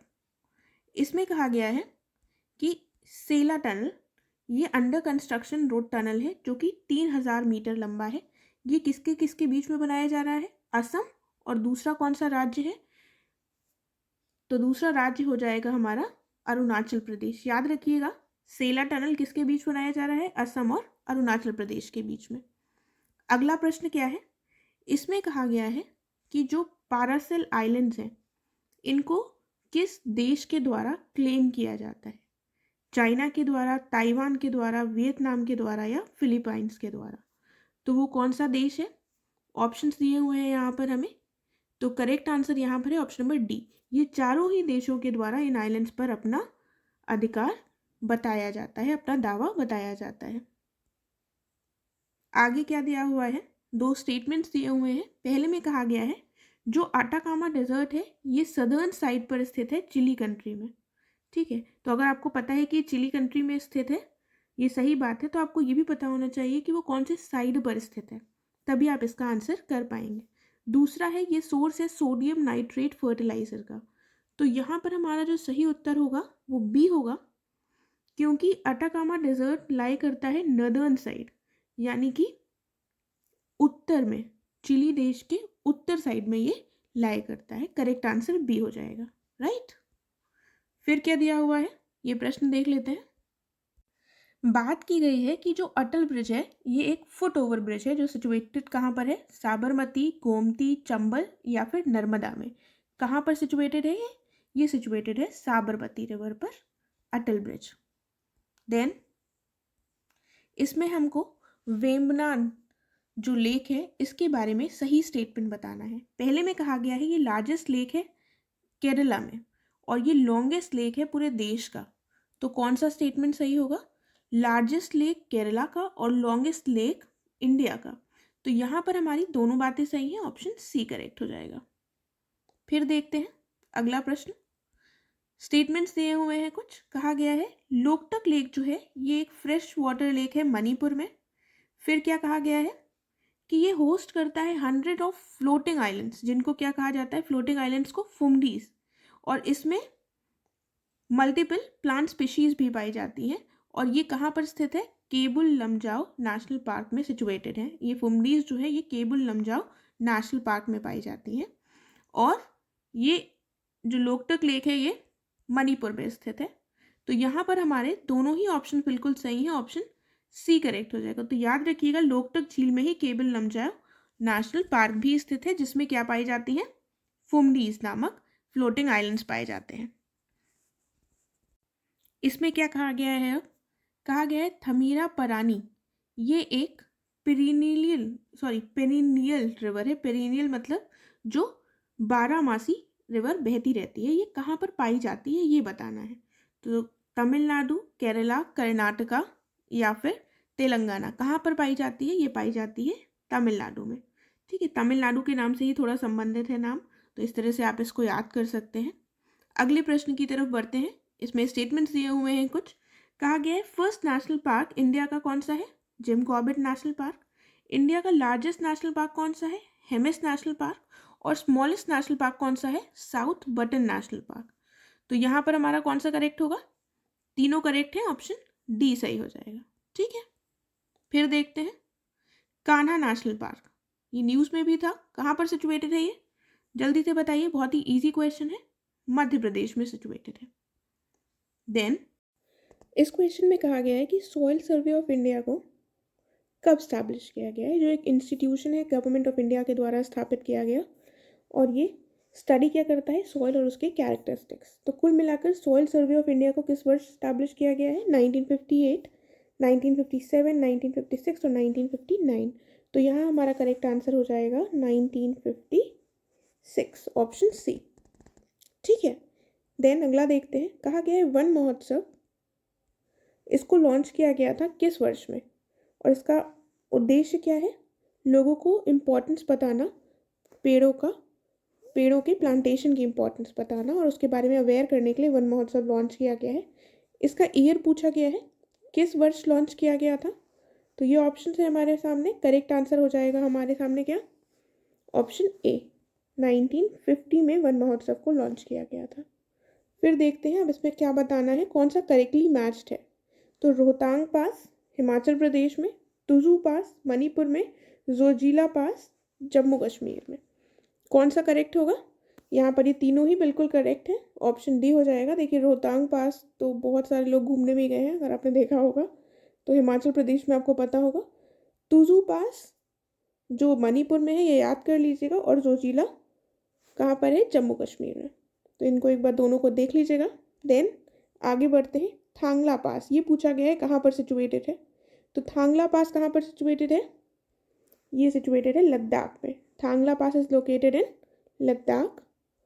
फिर हमें वेस्टर्न घाट्स के कैरेक्टरिस्टिक्स दिए गए हैं, उसमें हमें बताना है कौन कौन सा वेस्टर्न घाट का कैरेक्टरिस्टिक है। ये अधिक निरंतर है किसके कंपैरिजन में, ईस्टर्न घाट्स के कंपैरिजन में। हायर एलिवेशन है यानी कि अधिक ऊंचा है। सह्याद्री, अन्नामलाई, नीलगिरी और कार्डमम हिल्स इसका हिस्सा है। तो ये तीनों ही बातें बिल्कुल सही हैं, ऑप्शन डी करेक्ट हो जाएगा, राइट। फिर देखते हैं अगला प्रश्न। मैंग्रोव फॉरेस्ट से संबंधित कुछ स्टेटमेंट्स दिए गए हैं। इसमें कहा गया है ये जो फॉरेस्ट है ये कोस्ट के किनारे पाए जाते हैं और जो डेल्टास होते हैं रिवर्स के उनके किनारे, जैसे कि delta of Ganga, Mahanadi, Godavari, Krishna, Kaveri, in deltas के किनारे जो है ये फॉरेस्ट पाए जाते हैं। उसके बाद दूसरे में कहा गया है ये क्या करते हैं, ये वास्ट अमाउंट ऑफ कार्बन को अपने में स्टोर कर लेते हैं, इसीलिए ये क्लाइमेट चेंज में एक इम्पॉर्टेंट रोल प्ले करते हैं। तो ये दोनों स्टेटमेंट सही हो जाएंगे, ऑप्शन सी करेक्ट है। तो मैंग्रोव फॉरेस्ट की इम्पोर्टेंस क्या है क्लाइमेट चेंज में, ये आपको पता चल गई, क्योंकि ये कार्बन को अपने में सेव कर लेते हैं, स्टोर कर लेते हैं। अगला प्रश्न क्या है, आगे दिया हुआ है वेरी हैवी रेनफॉल रीजन यानी कि 200 सेंटीमीटर से ज़्यादा प्रतिवर्ष जो वर्षा होती है कहाँ पर पाई जाती है। पहले कहा गया है western side of the western Ghats, उसके बाद फुटहिल्स ऑफ हिमालयाज, मेघालय और अंडमान निकोबार आइलैंड्स, और मौसिन राम जो कहाँ पर है, मेघालय में। तो कहाँ पर पाई जाती है, इन तीनों ही जगह पर पाई जाती है। 200 सेंटीमीटर प्रतिवर्ष से ज़्यादा वर्षा होती है इन तीनों ही क्षेत्रों में, ऑप्शन डी करेक्ट हो जाएगा, ठीक है। देखिए अगर आपको ये नहीं भी पता है तो थोड़ा सा अगर आपने पढ़ी है ज्योग्राफी तो आप अंदाजे से भी ये क्वेश्चन सही कर सकते हैं। आगे बढ़ते हैं, करेक्ट स्टेटमेंट बताना है। पहले में क्या कहा गया है, मैंगो शार्स क्या होते हैं, ये प्री मॉनसून शार्स होते हैं कर्नाटका और केरला में, जो मैंगो की ग्रोथ में, मैंगो जो फल होता है उसकी ग्रोथ में, उसके पकने में सहायता करते हैं। इनको अप्रैल रेन्स या फिर समर शार्स भी कहा जाता है, क्योंकि ये किसकी वजह से होते हैं, थंडर स्टॉर्म कॉज होता है बे ऑफ बंगाल में, as a result of which ये अकर होता है मैंगो शावर, जिसको अप्रैल रेन्स और समर शावर्स भी कहा जाता है। दोनों स्टेटमेंट बिल्कुल सही है, ऑप्शन सी करेक्ट हो जाएगा। देन अगला देखते हैं, फिर से करेक्ट स्टेटमेंट बताना है। इसमें क्या कहा गया है, ब्लैक कलर जो रेगुड सॉइल का होता है ये किसकी वजह से होता है, ये होता है आयरन कंटेंट जो उसमें होता है उसकी वजह से। उसके बाद कहा गया है कॉटन जो है बहुत इंपॉर्टेंट क्रॉप है जो इस सॉइल में उगाया जाता है, तो बिल्कुल सही है। ये कौन सी सॉइल की बात हो रही है, ब्लैक सॉइल की। तो दोनों स्टेटमेंट सही है, ऑप्शन सी करेक्ट हो जाएगा। अगला प्रश्न है इफेक्ट्स ऑफ सॉइल इरोजन, इसमें क्या क्या शामिल होगा। देखिए अगर आपने यूपीपीसीएस के प्रीवियस ईयर के क्वेश्चंस देखे होंगे तो कई क्वेश्चंस ऐसे आते हैं जो आपने शायद ऐसे जनरली ना पढ़े और बहुत ही आसान होते हैं, वो बस उनको थोड़ा सा ध्यान देकर अगर आप पढ़ेंगे तो आप उसका आंसर तुरंत कर लेंगे। सॉइल इरोजन आपको पता होगा, आपने बचपन से पढ़ा है, तो इसको इफेक्ट में क्या इंक्लूड होगा, loss of fertile top soil, बिल्कुल सही बात है। फिर क्या होगा, lowering of underground water table and decreasing soil moisture, तो ये भी इसका पार्ट होगा, क्योंकि जब ऊपर वाली लेयर हट जाएगी जो चीज़ों को बांधे रखती है तो जो अंडरग्राउंड वाटर टेबल है वो भी डिक्रीज होगी, ठीक है। उसके बाद क्या है, drying of vegetation and extension of arid lands, तो जब मॉइस्चर हट जाएगा, फर्टाइल जो टॉप सॉइल है वो हट गई, जिसकी वजह से प्लांटेशन कम होगा, अंडरग्राउंड वाटर जो है वो भी कम होगा और उसकी मॉइस्चर कंटेंट भी कम होगा, और एरिड लैंड जो है शुष्क भूमि उसका विस्तार होगा। तो यहाँ पर तीनों ही स्टेटमेंट सही है, ऑप्शन डी करेक्ट हो जाएगा, ठीक है। क्वेश्चंस को बहुत ध्यान से करिएगा, ऐसे ही क्वेश्चंस एग्जाम में पूछे जाते हैं। अब हमको करेक्ट स्टेटमेंट बताना है। कहा गया है जो टॉप मोस्ट जोन होता है near the shore of a lake और पॉन्ड, उसको क्या कहा जाता है, लिटरल जोन, ठीक है। तो ये जो लिटरल जोन है ये वार्मेस्ट होता है क्योंकि ये शैलो होता है और ये एब्जॉर्ब करता है सन की हीट, ठीक है। ऐसे आप समझ लीजिए, और ऐसे लेक या पॉन्ड है, तो जो टॉप मोस्ट जोन होता है उसको लिटरल जोन कहा जाता है, बिल्कुल सही है। और यहाँ ये सबसे ज़्यादा क्यों गर्म होता है, क्योंकि सन की हीट को एब्जॉर्ब करता है, शैलो होता है, इतना ज़्यादा ये डीप नहीं होता है। तो ये भी दोनों सही है, ऑप्शन सी करेक्ट हो जाएगा। आगे देखते हैं, लिखा है parasites that feed on the external surface of the host organism, उनको क्या कहा जाता है, एक्टोपैरासाइट्स। जो एक्सटर्नल सरफेस पे पैरासाइट क्या होता है, जो दूसरे किसी पशु पक्षी से अपना भोजन ग्रहण करते हैं। जो एक्सटर्नल सरफेस पे होते हैं उनको एक्टोपैरासाइट कहा जाता है, बिल्कुल सही बात है। और जो दूसरे होस्ट के अंदरूनी सरफेस पर होते हैं, अंदर वाले पार्ट पर, उनको क्या जाता है, एंडोपैरासाइट्स। तो ये भी दोनों बातें बिल्कुल सही हैं, ऑप्शन सी करेक्ट हो जाएगा, एंडो और एक्टोपैरासाइट्स। फिर सीक्रेट ग्रोव्स के बारे में कहा गया है। सीक्रेट ग्रोव्स क्या होते हैं, यानी कि पवित्र उपवन वनों के वे भाग जो स्थानीय निवासियों द्वारा अछूते जोड़े जाते हैं और वे स्थानीय लोगों और उनकी निम्नलिखित में से किन मान्यताओं के कारण संरक्षित किए जाते हैं। तो ये हमको बताना है। ऑप्शंस हमारे सामने दिए हैं, सांस्कृतिक और धार्मिक विश्वास, अंधविश्वास, पोषण या फिर उपरोक्त में से कोई भी नहीं। तो सेक्रेड ग्रोव्स कौन से होते हैं जिनको क्यों अछूता छोड़ा जाता है, अनटच छोड़ा जाता है लोकल इन्हाबिटेंट्स के द्वारा? उनकी कल्चरल और रिलीजियस बिलीव्स के चलते। ठीक है, ये भी आसान प्रश्न था लेकिन ये थोड़ा सा आपको कंफ्यूज कर सकता है। ऑप्शन ए होगा यहाँ पर, राइट। आगे देखते हैं। फिर XC2 कंजर्वेशन में क्या क्या चीज़ें आती हैं। XC2 कौन सा कंजर्वेशन होता है, जो अपने स्थान से जहाँ पर रह रहा होता है पशु, वहाँ से दूर ले जाकर उनको कंजर्व करना। तो कौन कौन से आ जाएंगे देखते हैं। पहला क्या लिखा है, बोटानिकल गार्डन, जू, एक्वेरियम, फिर फॉरेस्ट रिसर्च सेंटर्स। तो क्या आ जाएगा इसमें, इसमें चारों ही आ जाएंगे, ऑप्शन डी करेक्ट होगा। देन स्टैचू ऑफ पीस की बात की गई है, जो किसका है, स्वामी रामानुजाचार्य का। इसको श्रीनगर में इनॉग्रेट किया गया है रिसेंटली। तो दोनों पॉइंट्स याद रखिएगा, स्टैचू ऑफ पीस स्वामी रामानुजाचार्य का है, श्रीनगर में इनॉग्रेट किया गया है। लेकिन इसको इनॉग्रेट किसने किया है, हमको ये बताना है। तो इसको इनॉग्रेट किया गया था यूनियन होम मिनिस्टर के द्वारा, ऑप्शन ए करेक्ट होगा। फिर देखते हैं, देखिए पीटा आपने बहुत देखा होगा, कई बार ये न्यूज़ में रहता है पीटा। इसका फुल फॉर्म देख लीजिए सबसे पहले। तो क्या फुल फॉर्म है, people for the ethical treatment of animals. इसकी शुरुआत कब की गई थी, इसकी स्थापना कब की गई थी, ये पूछा गया है। तो इसकी स्थापना वर्ष है 1980। ठीक है, 1980 में पीटा को स्थापित किया गया था, याद रखिएगा। देन इसमें क्या कहा गया है, decomposition is largely N oxygen requiring process. तो क्या डीकॉम्पोजिशन में ऑक्सीजन की ज़रूरत होती है, सोचिए ज़रा जल्दी से। दूसरा स्टेटमेंट दिया हुआ है कि रेट ऑफ डीकॉम्पोजिशन किससे कंट्रोल होता है, chemical composition of detritus and climatic factors. तो ऑप्शन सी करेक्ट होगा, क्योंकि डीकॉम्पोजिशन में ऑक्सीजन की रिक्वायरमेंट होती। ठीक है, देन आगे बढ़ते हैं। कहा गया है India will achieve the target of net zero bye, easy प्रश्न है, पता होना चाहिए आपको। 2070 तक इंडिया नेट ज़ीरो का टारगेट अचीव करेगा। ठीक है, कब तक अचीव करेगा, 2070 तक। ऑप्शन सी करेक्ट हो जाएगा। जबकि बाकी देशों ने कब तक टारगेट किया है, 2050 तक नेट ज़ीरो का टारगेट रखा है। इस प्रश्न में कहा गया है कि जो पीएम गति शक्ति है, इसके कौन से पिलर्स हैं। देखिए, अगर आपने 2022 का मेंस का क्वेश्चन पेपर देखा हो तो उसमें पीएम गति शक्ति के पिलर्स पूछे गए हैं और ये 6 के 6 इसके पिलर्स हैं। तो मेंस में भी ऐसे क्वेश्चंस आ जाते हैं जिसमें आपको ये पिलर्स पता होने चाहिए। अगर आपको नहीं पता होंगे ये पिलर्स तो आप ऐसा आंसर नहीं लिख पाएंगे, राइट। तो ये प्रीलिम्स और मेंस दोनों के पॉइंट ऑफ व्यू से ऐसे क्वेश्चंस इंपॉर्टेंट होते हैं। देख लीजिए, कॉम्प्रिहेंसिवनेस, प्रायोरिटाइजेशन, ऑप्टिमाइजेशन, सिंक्रोनाइजेशन, एनालिटिक्स और डायनेमिक। करेक्ट आंसर हमारा ऑप्शन डी हो जाएगा, राइट। फिर देखते हैं, कहा गया है जब डायरेक्ट टैक्स इंक्रीज होता है तो क्या होता है, जो पब्लिक है इनके पास कम पैसा होगा कंजम्पशन के लिए, गुड्स की जो डिमांड है वो गिर जाएगी, inflation will come under control, inflation control में आ जाएगा। तो क्या होगा, ऑप्शन डी हो जाएगा। इसको देखिए, फिर से एक बार क्वेश्चन पढ़िए, समझने का प्रयास कीजिए। इजी प्रश्न है, लेकिन थोड़े से इकोनॉमिक्स के प्रश्न हमें डरा देते हैं अगर हमारा इकोनॉमिक्स इतनी अच्छी नहीं है, राइट।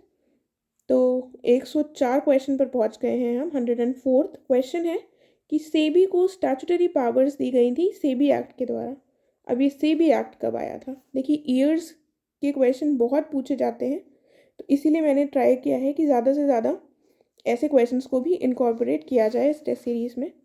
तो इनको ध्यान से देखते हुए चलेगा। 1992 में आया था सेबी एक्ट और इससे क्या किया गया था, सेबी को स्टैट्यूटरी पावर्स, स्टैट्यूटरी स्टेटस दे दिया गया था। देन मूविंग अहेड, क्या क्वेश्चन है, सेबी का जो हेडक्वार्टर है वो पुणे में है एंड फिर कहा गया इसके जो रीजनल ऑफिसेस हैं ये कहाँ है, अहमदाबाद, कोलकाता, चेन्नई और दिल्ली में। तो इसका करेक्ट आंसर ऑप्शन बी होगा, क्योंकि इसका जो हेडक्वार्टर है ये कहाँ पर है, ये है मुंबई में। सेबी का हेडक्वार्टर कहाँ है, मुंबई में। आरबीआई का हेडक्वार्टर कहाँ है, ज़रा बताइएगा कमेंट करके। तो सेबी का हेडक्वार्टर मुंबई में है और इसके ऑफिसेस बाकी कहाँ पर हैं, regional offices Ahmedabad, Kolkata, Chennai and Delhi. Option यहाँ पर बी करेक्ट है। आगे देखते हैं क्या लिखा है, India has emerged as the largest ecosystem for startups globally. ये 29 अगस्त 2022 के हिसाब से बतानी है हमें इंडिया की रैंक कि लार्जेस्ट इकोसिस्टम है। तो स्टार्टअप्स के लिए इसमें रैंक क्या है इंडिया की, इसमें इंडिया की रैंक हो जाएगी तीसरी, थर्ड पोजीशन पे है इंडिया, राइट। देखिए आजकल आप सुन रहे होंगे नाम यूनिकॉर्न, स्टार्टअप्स, ये बहुत ज़्यादा पॉपुलर हो चुकी हैं ये चीज़ें। इनसे रिलेटेड बहुत सारी सीरीज़ भी बन रही हैं, जैसे पिक्चर्स जैसे शोज़ आ रहे हैं। तो अगर आपने देखा होगा तो आपको आइडिया लग जाएगा कि यूनिकॉर्न क्या होती है, क्या होते हैं स्टार्टअप्स। वैसे भी पता होना चाहिए, आप एस्पिरेंट हैं सिविल सर्विसेज एग्ज़ाम के। तो आइए देखते हैं नेक्स्ट क्वेश्चन, एक यूनिकॉर्न क्या होता है। यूनिकॉर्न क्या होता है, एक टर्म है जिसको यूज़ किया जाता है, used in venture capital industry to describe privately held startup company. और दूसरे में कहा गया है it is with a value over, valuation 1 billion से ज़्यादा का होना चाहिए। तो दोनों ही स्टेटमेंट सही होंगे, ऑप्शन सी, एक यूनिकॉर्न इन दोनों को मिलाकर बनती है कंपनी, राइट।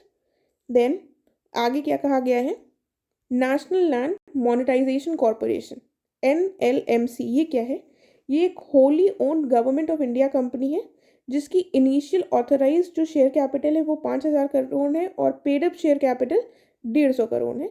फिर कहा गया है ये अंडरटेक करेगा monetisation of surplus land and building assets of जो भी सेंट्रल पब्लिक सेक्टर एंटरप्राइजेज या कंपनीज हैं और गवर्नमेंट एजेंसीज हैं उनकी। तो यहाँ पर भी दोनों स्टेटमेंट सही होगा, ऑप्शन सी करेक्ट है। तो नेशनल लैंड मोनेटाइजेशन कॉरपोरेशन क्या है देख लीजिएगा। देन डिजिटल पेमेंट इंडेक्स, इसको रिलीज किया जाता है किसके द्वारा, RBI, NITI Aayog, ministry of finance या मिनिस्ट्री ऑफ एक्सटर्नल अफेयर्स। तो करेक्ट आंसर है आरबीआई के द्वारा डिजिटल पेमेंट इंडेक्स को रिलीज किया जाता है, ऑप्शन ए।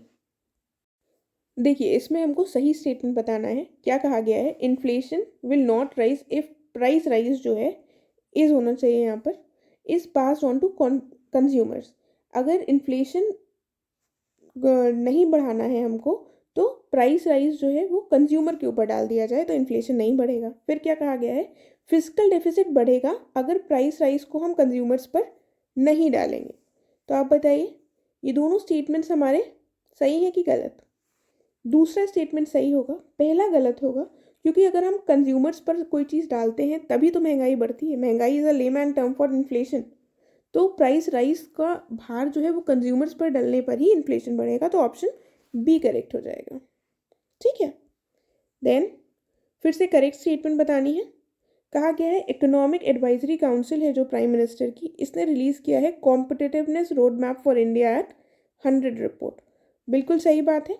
दूसरा क्या कहा गया है, ये जो रिपोर्ट है ये कौन सा आइडिया सामने रख रही है, productivity as a driver of sustain prosperity. कौन सा आइडिया है, idea of productivity as a driver of sustain prosperity, यानी कि इस रिपोर्ट ने निरंतर समृद्धि के चालक के रूप में उत्पादकता के विचार की बात सामने रखी है, तो ऑप्शन सी करेक्ट हो जाएगा। फिर देखते हैं, कहा गया है इंडिया 5th बिगेस्ट इकोनॉमी बन गई थी लास्ट 3 महीने ऑफ 2021 के में, लेकिन हमको बताना है वो 6th स्पॉट पर उसने कौन सी कंट्री को ढकेल दिया था, यूके, फ्रांस, जर्मनी या जापान। तो करेक्ट आंसर क्या होगा यहाँ पर करेक्ट आंसर हो जाएगा ए, यूके, ठीक है। तो यूके को इसने पीछे ढकेल दिया था, ऑप्शन ए करेक्ट हो जाएगा। आगे देखते हैं, लिखा है सेतु यानी कि supporting entrepreneurs in transformation and upskilling. ये एक इंडियन गवर्नमेंट का इनिशिएटिव है, ये कौन सी मिनिस्ट्री के अंतर्गत आता है ये बताना है हमको। तो करेक्ट आंसर है इसका ऑप्शन नंबर ए, यानी कि ministry of commerce and industry, option A correct हो जाएगा। ठीक है, फिर देखते हैं which countries have occupied top 3 places in HDI 2021। तो टॉप 3 प्लेसेस पे कौन कौन है? स्विट्जरलैंड, नॉर्वे या आइसलैंड। ये तीनों ही कंट्रीज हैं टॉप 3 प्लेसेस में। ऑप्शन इसका डी हो जाएगा। इसके ऑप्शंस में थोड़ी गड़बड़ है, तो करेक्ट आंसर 1 2 3 है। ऑप्शन डी देख लीजिएगा, करेक्ट है। ठीक है, कंफ्यूज मत होइएगा, टॉप 3 प्लेसेस पे यही तीनों कंट्रीज हैं। देन आगे देखते हैं, हमें इंडिया की रैंक बतानी है ह्यूमन डेवलपमेंट इंडेक्स 2021 में। क्या रही है इंडिया की रैंक? तो इंडिया की रैंक रही है ऑप्शन ए 132। क्या रैंक रही है इंडिया की? 132। फिर अब हमको बताना है वो कौन सा देश है जिसने दुनिया का पहला fleet of fully hydrogen powered trains शुरू किया है। एक पहला बेड़ा लॉन्च किया है जो पूरी तरह से हाइड्रोजन से चलने वाली ट्रेनों का होगा। तो यहाँ पर ऑप्शन क्या होगा हमारा correct? Option number C, Germany. वो देश जर्मनी है। फिर India first lithium cell manufacturing facility establish करेगी। कहाँ पर स्टैब्लिश करेगा ये इंडिया? ये स्टैब्लिश होगा आंध्र प्रदेश में, यानी कि ऑप्शन बी। अगला प्रश्न है नेशनल लॉजिस्टिक्स पॉलिसी 2022 की। क्या कहा गया है? जो लॉजिस्टिक की कॉस्ट है वो बहुत ज़्यादा रहती है इंडिया में, तो इस लॉजिस्टिक की कॉस्ट को घटाने की बात की गई है। जो 14 से 18% रहता है, ये 8% तक लाने का प्रयास किया जाएगा 2030 तक। देखिए, तो यहाँ पर लॉजिस्टिक्स का मतलब क्या होता है ये बता देती हूँ। लॉजिस्टिक्स पॉलिसी क्या लाई गई है? कोई सामान जब निर्मित हो जाता है तो इसको किसी डेस्टिनेशन तक या कंज्यूमर तक जो पूरा पहुँचाने का जो प्रोसेस होता है वो पूरी जो प्रोसेस है इसको लॉजिस्टिक्स कहते हैं। ठीक है, तो ये जो लॉजिस्टिक्स है इसमें इंडिया में बहुत खर्चा होता है। GDP का एक बहुत बड़ा हिस्सा इसमें आता है, 14 से 18% का। जो टारगेट किया गया है कि 2030 तक हम कितना ले आएंगे? 8%। ठीक है, और इम्प्रूव करना है कंट्री की लॉजिस्टिक्स परफॉर्मेंस इंडेक्स में रैंक को, और इंडिया को कहाँ तक लाना है? टॉप 25 में लाना है 2030 तक। तो ये दोनों बिल्कुल सही है लॉजिस्टिक्स पॉलिसी 2022 के हिसाब से। ऑप्शन सी करेक्ट हो जाएगा हमारा। ठीक है, अगले प्रश्न की तरफ बढ़ते हैं। 118 में हमने क्या देखा? ऑप्शन सी करेक्ट है। फिर आगे बढ़ते हैं, PM प्रणाम स्कीम। PM प्रणाम क्या है? तो प्रणाम का पहली बात तो फुल फॉर्म देख लेते हैं। इसका फुल फॉर्म हो जाएगा promotion of alternate nutrients for agriculture management योजना। क्या हो जाएगा? Promotion of alternate nutrients for agriculture management योजना। तो ये PM प्रणाम स्कीम है। तो हमने फुल फॉर्म देख लिया है, तो अब हमको बताना है इसका संबंध किससे है। तो अगर आपको फुल फॉर्म नहीं पता होता तो शायद आप नहीं कर पाते इसको। करेक्ट आंसर क्या होगा इसका? Option A, to reduce the use of chemical fertilisers. फिर क्या है? श्रिंकफ्लेशन। देखिए, अगर आप न्यूज़ को अच्छे से फॉलो करते हैं तो आपने ज़रूर सुना होगा टर्म श्रिंकफ्लेशन। इसका मतलब क्या है? तो इसका मतलब क्या है? When a product down sizes it's quantity, अपनी क्वांटिटी कम कर देता है लेकिन प्राइस सेम रखता है, या फिर प्रोडक्ट इंक्रीज कर देता है क्वांटिटी को और प्राइस सेम रखता है, या तो जो प्रोडक्ट है वो इंक्रीज कर देता है क्वांटिटी को और प्राइस भी इंक्रीज कर देता है, या फिर क्वांटिटी और प्राइस दोनों को रिड्यूस कर देता है। तो देखिए, आपको ए और डी में थोड़ा कन्फ्यूजन हो सकता है, लेकिन यहाँ पर श्रिंकफ्लेशन के अंतर्गत थोड़ा सा ध्यान लगाए तो करेक्ट आंसर हमारा ए निकल आएगा। ठीक है, बी और सी तो आप कॉमन सेंस से हटा सकते हैं। फिर देखिए 121st क्वेश्चन में क्या दिया हुआ है? With the establishment of NGT, India तीसरा देश बन गया था पूरे दुनिया में जिसने सेटअप किया था स्पेशलाइज्ड एनवायरमेंटल ट्राइब्यूनल। और वो जो 2 देश और हैं जो ये स्टैब्लिश कर चुके हैं वो कौन से हैं? ऑस्ट्रेलिया और न्यूजीलैंड। Option A, right. फिर क्या दिया हुआ है? Cyborg cockroaches. रिसेंटली ये न्यूज़ में देखे गए, इनके बारे में कुछ स्टेटमेंट्स दिए गए हैं। अब हमको बताना है कौन सा सही है। ये आधे इंसेक्ट होंगे, आधे मशीन होंगे। इनकी मूवमेंट जो होगी वो कंट्रोल की जाएगी टाइनी इंटीग्रेटेड सर्किट्स के द्वारा। ये सर्विलांस कर पाएंगे, एंड ये किसके लिए केपेबल होंगे? ये कंडक्ट कर पाएंगे surveillance and procedures like urban search और रेस्क्यू में, एनवायरनमेंट मॉनिटरिंग में और इंस्पेक्शन करने में एरियाज का जो भी डेंजरस है ह्यूमंस के लिए। तो ये तीनों जो पॉइंट्स हैं हमारे बिल्कुल सही हैं साइबोर्ग कॉकरोचेस से संबंधित। करेक्ट आंसर हमारा ऑप्शन डी हो जाएगा। ठीक है, देन नेक्स्ट क्वेश्चन की तरफ बढ़ते हैं। तो इस प्रश्न को देखते हैं। इसमें global alliance for industry decarbonisation से संबंधित स्टेटमेंट्स दिए गए हैं। कहा गया है एरिना यानी कि इंटरनेशनल रिन्यूएबल एनर्जी एजेंसी और 13 कंपनीज ने मिलकर इसको लॉन्च किया है।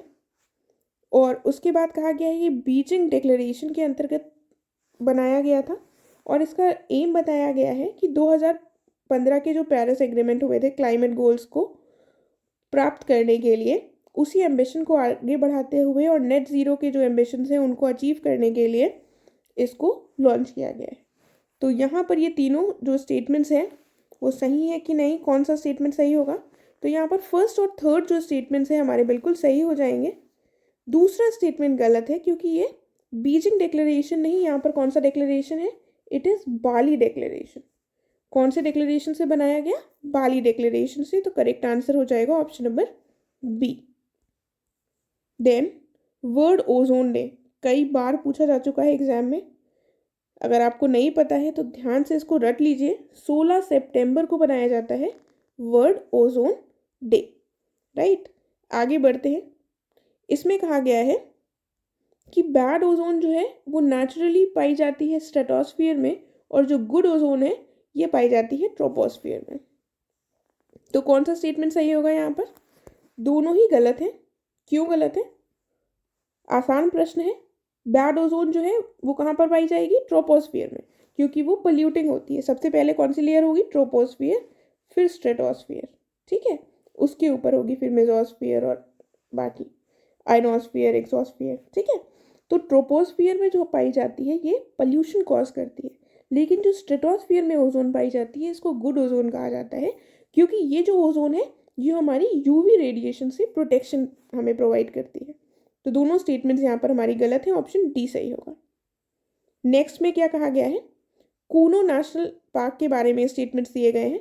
कहा गया है ये मध्य प्रदेश में इस्टेब्लिश्ड है नेशनल पार्क और ये 1981 में एक वाइल्ड लाइफ सेंचुरी के रूप में इस्टेब्लिश किया गया था और इसको वाइल्ड लाइफ सेंचुरी का जो स्टेटस है ये 2019 में दिया गया है। यहाँ पर थोड़ी सी मिस्टेक है, यहाँ पर वाइल्ड लाइफ सेंचुरी नहीं होगी, यहाँ पर होगा नेशनल पार्क का जो स्टेटस है वो 2019 में दिया गया है। तो ये गलत हो जाएगा क्योंकि इसको नेशनल पार्क का स्टेटस 2018 में दिया गया है। ठीक है, तो ऑप्शन केवल ए सही होगा। इसको स्टेटस नेशनल पार्क का कब दिया गया है? 2018 में। अगला प्रश्न है Fridays for future campaign. Fridays for future campaign के बारे में आपने ज़रूर सुना होगा। ये 2018 में स्टार्ट की गई और ये ग्रेटा थनबर्ग के द्वारा स्टार्ट की गई, जो कि एक स्वीडिश बच्ची है और जो क्लाइमेट चेंज के लिए अपने अथक प्रयासों को जारी रखे हुए है और उसी के लिए उसने Fridays for future campaign start करी है। तो दोनों स्टेटमेंट सही है, ऑप्शन सी करेक्ट होगा। देन आगे बढ़ते हैं। क्या कहा गया है? फोटोकेमिकल स्मॉग के हमें कंपोनेंट्स बताने हैं common. Ozone, nitric oxide, acrolein, formaldehyde और ऑक्सी एसिटाइल नाइट्रेट, जिसको पैन भी कहा जाता है। तो यहाँ पर ये सारे सही हैं, ऑप्शन डी करेक्ट होगा।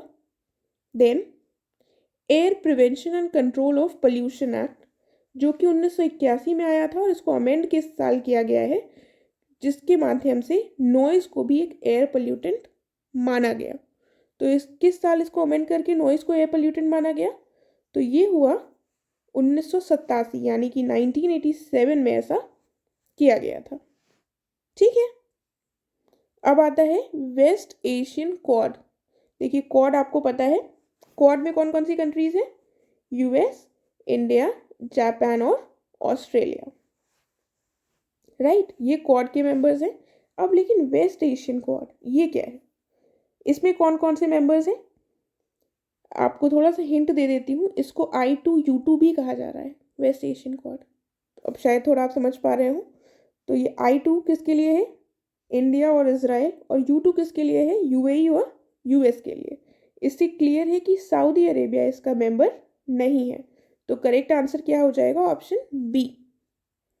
नेक्स्ट क्वेश्चन है, इंडिया ने प्लान किया है कि वो एक एनुअल बायलैटरल डायलॉग करेगा ब्लू इकोनॉमी में। अब हमें बताना है किस कंट्री के साथ इंडिया ने ये प्लान किया है। तो ये प्लान किया गया है फ्रांस के साथ, राइट, ऑप्शन ए करेक्ट हो जाएगा।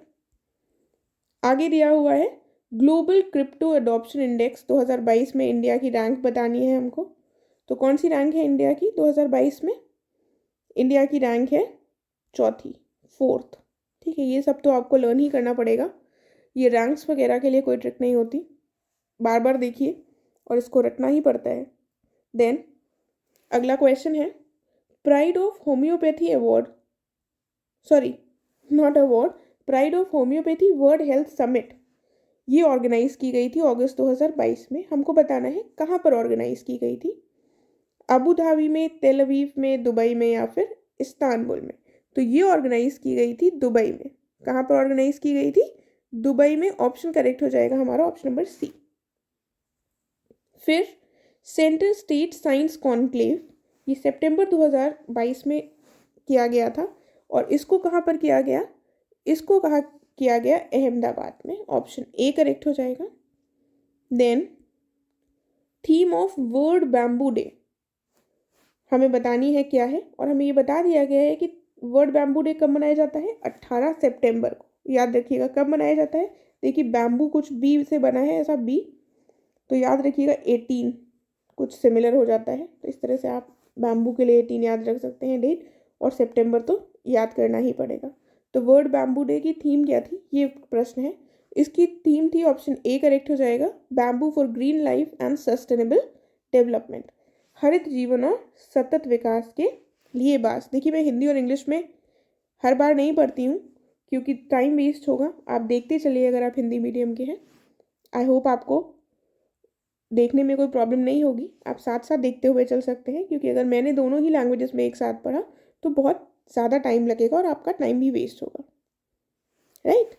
तो हम 136 क्वेश्चन में आ गए हैं। कहा गया है Priyadarshini academy Smita Patil memorial award, ये किसको दिया गया है।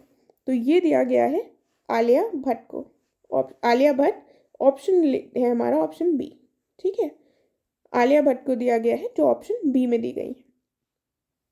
नेक्स्ट क्वेश्चन देखते हैं। कहा गया है ओला इलेक्ट्रिक ने रिसेंटली अनकवर किया है इंडिया का पहला indigenously developed lithium ion cell, इसका नाम बताना है हमको। तो ये देख लीजिए ऑप्शंस, करेक्ट आंसर हो जाएगा ऑप्शन नंबर ए NMC2170, ठीक है, ऑप्शन ए करेक्ट है इसका। अगला प्रश्न है, मिशन शक्ति जो है ये एक इंटीग्रेटेड विमेन एम्पावरमेंट प्रोग्राम है, तो सही बात है। उसके बाद क्या दिया हुआ है, इंटरनेशनल स्विमिंग फेडरेशन ने रिसेंटली अप्रूव किया है एक नया जेंडर इंक्लूजन पॉलिसी जो रिस्ट्रिक्ट करेगा ट्रांसजेंडर एथलीट्स को to participate in elite female aquatics and swimming competitions. तो मतलब ये रिस्ट्रिक्ट करने की बात कर रहा है। तो यहाँ पर कौन सा ऑप्शन सही होगा, दोनों बिल्कुल सही है, ऑप्शन सी करेक्ट होगा। देन हमें बताना है कौन से इंस्टीट्यूट के रिसर्चर्स हैं जिन्होंने आर्टिफिशियल इंटेलिजेंस बेस्ड एक पिवट टूल को लॉन्च किया है जो प्रिडिक्ट क्या कर सकेगा, कैंसर कॉजिंग जीन्स इंडिविजुअल में। वो कौन सा IIT होगा, चारों ही IITs दिए हुए हैं, करेक्ट आंसर क्या हो जाएगा option number C IIT Madras, ठीक है। फिर देखते हैं क्या दिया हुआ है। इसमें लिखा हुआ है कि high concentration of carbon monoxide in plants, इससे क्या होगा, जो पत्तियां हैं वो गिरने लगेंगी, जो पत्ती का साइज है वो कम होने लगेगा, पत्तियों में प्री मैच्योर एजिंग, और जो सेल्यूलर रेस्पिरेशन होता है वो भी बाधित होगा। तो क्या होगा, ये चारों चीज़ें होंगी, ऑप्शन डी करेक्ट होगा। फिर हमको बताना है SDR स्पेशल ड्राइंग राइट्स, ये जो है ये एक बास्केट होती है, इसमें कौन सी करेंसीज शामिल हैं, US dollar, euro, Chinese renminbi, Japanese yen और ब्रिटिश पाउंड स्टर्लिंग में। तो यहाँ कौन से शामिल हैं, चारों शामिल हैं, ऑप्शन डी करेक्ट होगा। इसमें हमको वासेनार एग्रीमेंट से संबंधित इनकरेक्ट स्टेटमेंट बताना है। ठीक है, तो पहला क्या दिया हुआ है, फॉर्मली स्टैब्लिश्ड इन जुलाई 1996, और इसमें 42 मेंबर्स हैं जो एक्सचेंज करते हैं इंफॉर्मेशन। किससे रिलेटेड इंफॉर्मेशन एक्सचेंज करते हैं, कन्वेंशनल वेपन और डुअल यूज गुड्स और टेक्नोलॉजी से संबंधित इंफॉर्मेशन को एक्सचेंज करते हैं, ट्रांसफ़र करते हैं। उसके बाद कहा गया इसका जो सेक्रेटेरिएट है ये वियना ऑस्ट्रिया में है। और उसके बाद कहा गया है कि India was inducted to Wassenaar arrangement on 7 December 2017, और ये कौन सा मेंबर बना था, 40वां मेंबर बना था। इनकरेक्ट स्टेटमेंट बतानी है, तो सी जो है वो इनकरेक्ट है। अब आप कहेंगे सी कैसे इनकरेक्ट है, क्योंकि इंडिया तो इसका मेंबर है और दिसंबर 2017 में ही बना था। लेकिन गड़बड़ ये है कि इंडिया 42nd मेंबर है, ठीक है, ना कि 40th। तो करेक्ट आंसर क्या हो जाएगा, ऑप्शन नंबर सी। अब MTCR देखते हैं। MTCR के बारे में कहा गया है, ये एक इनफॉर्मल पॉलिटिकल अंडरस्टैंडिंग है स्टेट्स के बीच में, जिसका मकसद क्या है कि मिसाइल की जो टेक्नोलॉजी है इसका ज़्यादा विस्तार ना हो सके। ये फॉर्म की गई थी 1987 में G7 कंट्रीज़ के द्वारा। ये एक लीगली बाइंडिंग नहीं है ऑर्गेनाइजेशन, और इंडिया इसमें इंडक्ट हुआ था 2016 में एक 35वें मेंबर के रूप में। तो कौन सा करेक्ट हो जाएगा, यहाँ पर चारों ही बिल्कुल सही हैं, ऑप्शन डी करेक्ट हो जाएगा। और MTCR का फुल फॉर्म क्या है, मिसाइल टेक्नोलॉजी कंट्रोल रिजीम इसका फुल फॉर्म है। ठीक है, तो ऑप्शन डी करेक्ट है, यहाँ पर हमने देख लिया। अगला प्रश्न है, इंडिया ने कौन से देश के साथ एक इंटरिम वाटर शेयरिंग अग्रीमेंट किया है कुशियारा रिवर पर। तो अगर कुशियारा रिवर हमको पता हो तो हम इसका आंसर दे सकते हैं। कौन सी कंट्री के साथ किया है, बांग्लादेश के साथ किया है, ऑप्शन डी करेक्ट होगा। ठीक है, कुशियारा रिवर पर एक इंटरिम वाटर शेयरिंग अग्रीमेंट किया है। Then Shanghai cooperation organisation summit 2022, ये कहाँ पर हेल्ड हुई है, ये हमको बताना है। तो ये कहाँ पर हुई है, उज़्बेकिस्तान में। कहाँ पर, उज़्बेकिस्तान में। आगे देखते हैं, कहा गया है CBI यानी कि सेंट्रल ब्यूरो ऑफ इन्वेस्टिगेशन जो है, इसने रिसेंटली एक कंडक्ट किया है ऑपरेशन, उसका कोड नेम बताना है हमको। मेघ चक्र, बादल चक्र या फिर मेघना। तो इसका कोड नेम क्या था, इसका कोड नेम था ऑप्शन ए मेघ चक्र, राइट। फिर क्या दिया हुआ है, UN ने अभी रिसेंटली एक्यूज किया है एक कंट्री को for serious human rights violation on Uighurs भी कहा जाता है इनको। तो ये जो उइगर्स हैं ये कहाँ पर पाए जाते हैं, न्यूज़ में देखा होगा आपने, चाइना में, उइगुर मुस्लिम्स, राइट। तो करेक्ट आंसर क्या हो जाएगा, ऑप्शन नंबर डी। देन इसमें कहा गया है नुआखाई एक एनुअल हार्वेस्ट फेस्टिवल है, ये कहाँ सेलिब्रेट किया जाता है, सेलिब्रेट करा जाता है ओडिशा में, option A. Then prime minister ने रिसेंटली अनाउंस किया है एक इंटरनेशनल एयरपोर्ट, जिसका नाम किसके ऊपर रखा जाएगा, हमारे फ्रीडम फाइटर भगत सिंह के ऊपर। तो करेक्ट आंसर क्या हो जाएगा, ऑप्शन ए, चंडीगढ़ एयरपोर्ट का नाम भगत सिंह के ऊपर कर दिया जाएगा। अब हम आते हैं लास्ट क्वेश्चन के ऊपर। लास्ट क्वेश्चन क्या है, किसने रिसीव किया है prestigious Stockholm junior water prize 2022। Option है हमारे सामने। तो करेक्ट आंसर जो है हमारा वो है एनाबेल M रेसन, ऑप्शन ए करेक्ट हो जाएगा। ठीक है, तो इसके साथ हमने ये टेस्ट कंप्लीट कर लिया है। आई होप आपका कोई डाउट नहीं होगा। इन केस आपको कोई डाउट है तो आप कमेंट करके पूछ सकते हैं, आई विल ट्राई कि मैं उसको सॉल्व करूं। और हम नेक्स्ट लेसन में मिलेंगे जिसमें हम नेक्स्ट पेपर को डिस्कस करेंगे। तब तक के लिए थैंक यू।